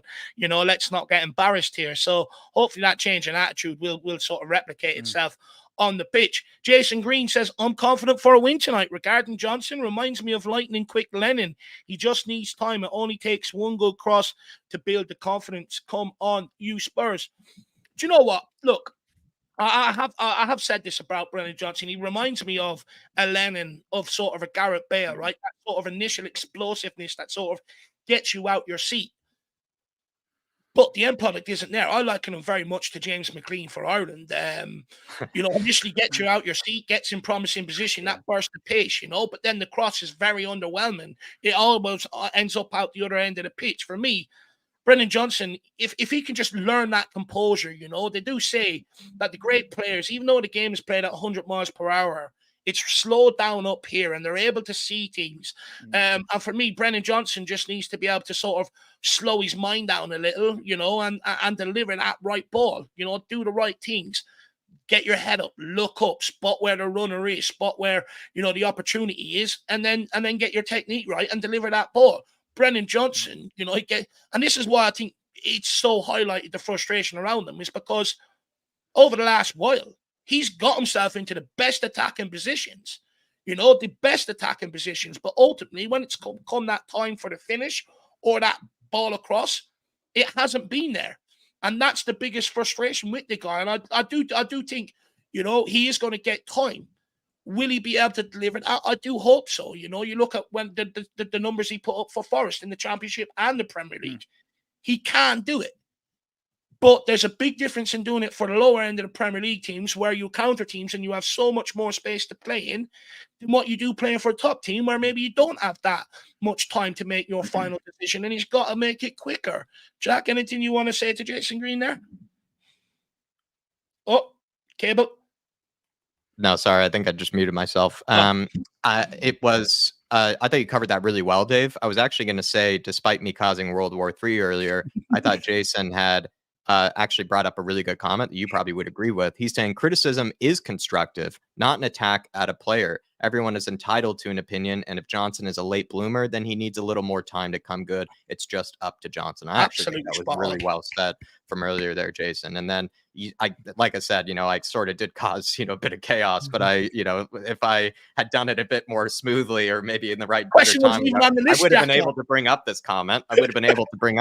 Which is very well said and very well written there. So, Jason, that's what I'd say. I think David covered, your super chat very well there. When it comes to just what type of player Johnson is. But I actually think your sort of thoughts on just sort of criticism versus abuse and that type of thing was actually really well put there, Jason. So spot on there, sir. And really appreciate the support as well. And come on, man, let's get a good performance today. Let's just hope Johnson could be the hero. That's what I said earlier. Maybe tonight's the night he's the hero and sort of buys himself that good grace and buys himself that time and sort of that faith again from Spurs fans. Big up, Jason. Would you say, lads, that maybe he can take a little bit of inspiration from Richarlison, right? Initially didn't go well, but, he's changed his sort of outlook or the attitude and got some things right off the field. And look at what he's went on to do, right? There's still time for Brennan Johnson. Should he be maybe speaking to Richarlison now he navigates it? No, he definitely could. He could also look at Kulusevski, actually, to be honest. Like, Kulusevski seems to have a very sort of humble bit of shoulders on him. Like, even when Kulu's had good performances, I've heard Kulu still criticize himself and still say, like, well, I could be working on this. Like, even when he scored that header, right, that terrific header to win us the game, he said, like, yeah, I kind of wish actually I did that a bit more often. I should be in the box more to be challenging defenders. I should be using my size and my physicality more in that penalty area. And I thought that was, again, just such a sign that Kulusevski is just such a mature player beyond his years. And not saying Johnson isn't. I think he's clearly very calm, well-spoken as well sort of guy. He does have really good interviews. I think Johnson just speaks very calmly and well. And yeah, maybe could pick up off of what's happened with Richarlison, just continuing to push through despite all the noise around him, really a lot of noise around him, especially from Spurs fans. And he could look at that as a way to always come good and that there is still time. There's always time to earn the faith back from Spurs fans. And he also could maybe take one or things from Kulusevski, who just seems to have a real mature sort of mindset on his sort of shoulders as well. Absolutely spot on. Big up, Jason Green, brother. Really appreciate the support and great comments as well. Really enjoyed them, my man. Big yourself up. Also, it's English pounds. Whereabouts in England are you from? Are you in and around Tottenham or that? Let me know, brother. Let me know. And then Al Ben, where is he? Al Ben says Brennan Johnson will come good once he adapts to a few things. Playing in the big time, he just came on the scene in a very short period. And look, it's very sort of similar sentiments to Dermatron on that one, my man. Look, whether we like it or not, right, he's going to get given time. So there's no point of going overboard. But let's, it's okay to improve. It's great to see. I'm just seeing the players walking around the stadium. It's great to see Madison back in signing autographs, walking in within the squad and everything. So it's great. What a team to see Romero, Bentancur, Madison back. Yeah. What a game for him to come back to. What a boost that's given us as a fan base and as to give a massive boost to Ange. Yeah. And I love it, right? They're all walking around and there's Porro with his cup of coffee or his cup of tea, just drinking it as it all walking around the pitch. I like their jackets, by the way, as well. They're bomber jackets. They look quite nice. Actually. I do like that. I like the style. Yeah, I like the team. Nice. Ollie Freeman's tuning in as well. He's a big Johnson fanboy as well. I think it's the Johnson fan club going to the Brighton game, right? You and Ollie, Dermot. But big up, Ollie. Big up, Ollie. Hopefully you're keeping my man. Look, hopefully the biggest Johnson fan going to the Arsenal game. when No, well, Dave, minus me. yeah, You know, I'll be the one man beating the poro drum. You know, yeah. the real good player in the team. But look, big up Ollie, my man. Hopefully you're keeping well. Hopefully you're getting to chill out and watch the game. You did say the missus was taking you out, so hopefully she lived up to that end of the agreement, my man. Big yourself up. Also, big up DB Skunkworks as well. Davey Shire's in there as well, along with Mick Dundee as well. Guys, King I don't know Hoddle whether joining us by the looks of things too. Big up to Oh, King Hoddle. I haven't seen his there's name from earlier, so hopefully you're all right, King Hoddle. big And up then King Hoddle. good man. And then Donovan Osterreicher, David thought maybe you like this. He says, great stream, lads, from earlier. Just finished at the gym, heading home, throwing the kettle on and making a sandwich. Time to get to business. Come on, you Spurs. And Big up to you, sandwich. Donovan. Hopefully it was a good workout, my man. Hopefully you got a good workout in. But sorry, Dave. Yeah, continue. Oh, what's in the sandwich, Donovan? You know, you piqued my interest. You know me, I'm a big foodie, my man. So you can't just say you're having a sandwich and not tell me the ingredients, unfortunately. But guys, there is 2 minutes until the lineup comes out. Now, bear in mind, myself and Jack do have to go and get the sort of ingredients for the watch long, put it together and get it ready. I don't know whether we should stay on just for a quick few more minutes, wait for the lineup to come out, give initial reactions. Or whether we just end now and go and set up the watch along. Not sure what to do. It's only going to come out in a minute or two's time. We could sort of plug channels, wrap things up, and then share the screen. So I'll get Twitter open, and I'll get Dermot's link. I've already got Twitter open on mine. Well, it's just I'll share it in is what I mean, Dermot. Okay, I'll share it into sort of the stream once they put it out there. So Dermot, while we're waiting for them lineups, my man, quickly give yourself a plug. You've got exactly 1 minute. Right, if you like what I have to say, not everyone does, and I don't care what anyone thinks. I'm big enough, I've got the balls enough to go and run my own YouTube channel. So there you go. Please come over to THFC till I die, the home of Tottenham past, present, and the exciting future under Ange Postecoglou. And me and Mr. Philip Brady, the Godfather, give you all the latest stuff. We do watch-alongs, pre-match, post-match, the Cockle Clock podcast.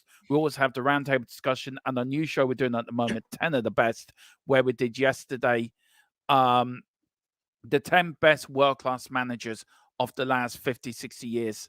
And we had the discussion, and Philip did his 5. I did my 5. The next show we're doing is the World Cup all-time 11, where me and Philip are going to go back from 1970 to the last World Cup and put in a World Cup 11. So join us for that. And other bits and pieces. We're only 254 away from 2K. So please, I would like to get 2K before the end of February. So if you can do that, I'd be very grateful. Thank you very much. Everybody, head on over to THFC till I die. Show them some love, please, and check out all the amazing content. And also, everybody, do thank Dermot for giving up his time, rushing home from the doctors, of course, and joining us on the stream as well. Once again, thank you to Sonny Snelling. Thank you to Sonny from Sonny Talk Spurs for a great contribution. Just sort of refreshing while I'm kind of speaking, sort of wasting time at the moment. And here it is. Let me bring it up now. There it is. So we have Vicario, Pedro Porro, Romero, Van de Ven, Højbjerg, Bentancur, Kulusevski, Johnson, Richarlison, and Werner. Looks like Sonny was right from earlier that it wasn't going to be a Madison start. I think Ange could have been playing some mind games then sort of with us once again, where it's clearly that Madison is fit and Madison is available. But maybe he wanted to give Pep a bit of a scare or something like that by, sort of saying like, yeah, he could start and, best be ready for that.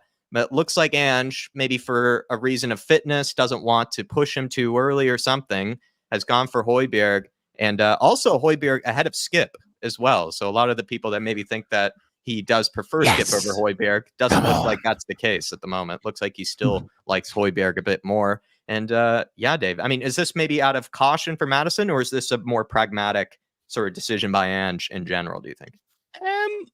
I'm not quite sure, to be honest with you, Jack. I think for me, it's about trying to get in there and unsettle that Man City midfield. I think that's what he's trying to target. And in that way, if that is the plan, to try and use the home advantage, turn ball over in that midfield, make it competitive as possible, I can understand that maybe it is a slight protection of Madison, right? With him, we did question how fit he would be coming into this game, and do you really want him sort of trying to get in there, mix it up with that midfield and make it rough if he is still carrying a bit of a knock? So maybe the fact that I think it's Højbjerg over Skip, I think that's what the plan is to try and get amongst them in the midfield, because if we were looking to go and press them nice and high and turn ball over, with the way Skip done that against Man United, you'd like to say he's in there. But defensively or in the actual midfield, in terms of turning the ball over, I don't think he offered much. Whereas I do think credit to Højbjerg in that game. He had spells where he was poor, but there were spells where he was in there sort of turning over the ball. So for me, I think that's the focus, turn the ball over in midfield and then use the pace to try and create stuff. So maybe that's the thinking behind it. Look, I think it's the right call playing Højbjerg over Skip. That clearly means to me that Højbjerg ain't going anywhere between now and the end of the window, that he has sort of accepted that he's here till the end of the season. And that's why he's probably back in ahead tonight over Ollie Skip. Yeah. Anyone agree, disagree? No, that was my theory. That was my theory, that if Højbjerg's not going to be sold this winter window, that he's probably he's probably maybe a little frustrated by that. But I know that he is a professional and he'll probably just have to sort of suck it up and, give us still, the good servant, sort of performances that we know he can. And let's hope for a big one from Højbjerg tonight. I think you're right, though, Dave. I can't add anything to that. Just before I go, come on, you Spurs, we can beat City. FA Cup is ours. See you later. One, great job. And I'm telling you, see you soon, my man. Look at that. I told you Højbjerg would start. Is in that starting. Nobody ever questioned Prophetron again. The Prophet is here to stay. Come on, you Spurs. In the FA Cup, we trust. See you later. Sorry, see you soon, my man. Big up, Tron. Big up the Wizard as well. Good to see you in the building. Jacko, just before we end off, I think someone's asking for the City line up there. They're asking you to go above and beyond the duties. Can't have. Shannon, remember, you have to do it. I can. Yeah, no problem at all. I actually found it funny that Nick also brought up, Dave, that this might be one of our first games this season with actually only, what was it? He said, this is the first time in a few, first time in plenty of matches that we actually only have one goalkeeper on the bench. Yeah. So that was actually quite funny. For them, it looks like, Stefan Ortega still in the team at goalkeeper, Ederson on the bench for them. Maybe because it is a cup competition that they're going with Ortega, and no De Bruyne. He's on the bench. So, wow, they're playing mind games with each other here by the looks of things. They have Champions League midweek, don't they? Through that. And also De Bruyne coming back from a huge injury, just like Madison. So maybe it really was the case that, he still isn't really fit for a full 90 minutes or especially a game like this, which we know is going to be end to end, a very, tough match, really high intensity. While being brilliant players, maybe they're not fully ready for a ton of minutes in that sort of type of atmosphere or that sort of intensity in general. Yeah. So it could be that as well. But they've nope, De Bruyne. That's interesting. I did not expect that. Gives me a lot of hope heading into this game. A lot of hope. No Haaland, no De Bruyne, it makes our chances even better is what I would say. But guys, we are going to end it off there. We're going to get the watch along prepared for you guys so that we can come back and hopefully continue on the great vibes. There's 490 watching. I'm going to put the link for the watch along. We'll be back in and around 7:30. So I would love if all 490 of you could get over for the watch along starting in about 25 minutes time. But honestly, I want to say a massive thank you to you guys out there.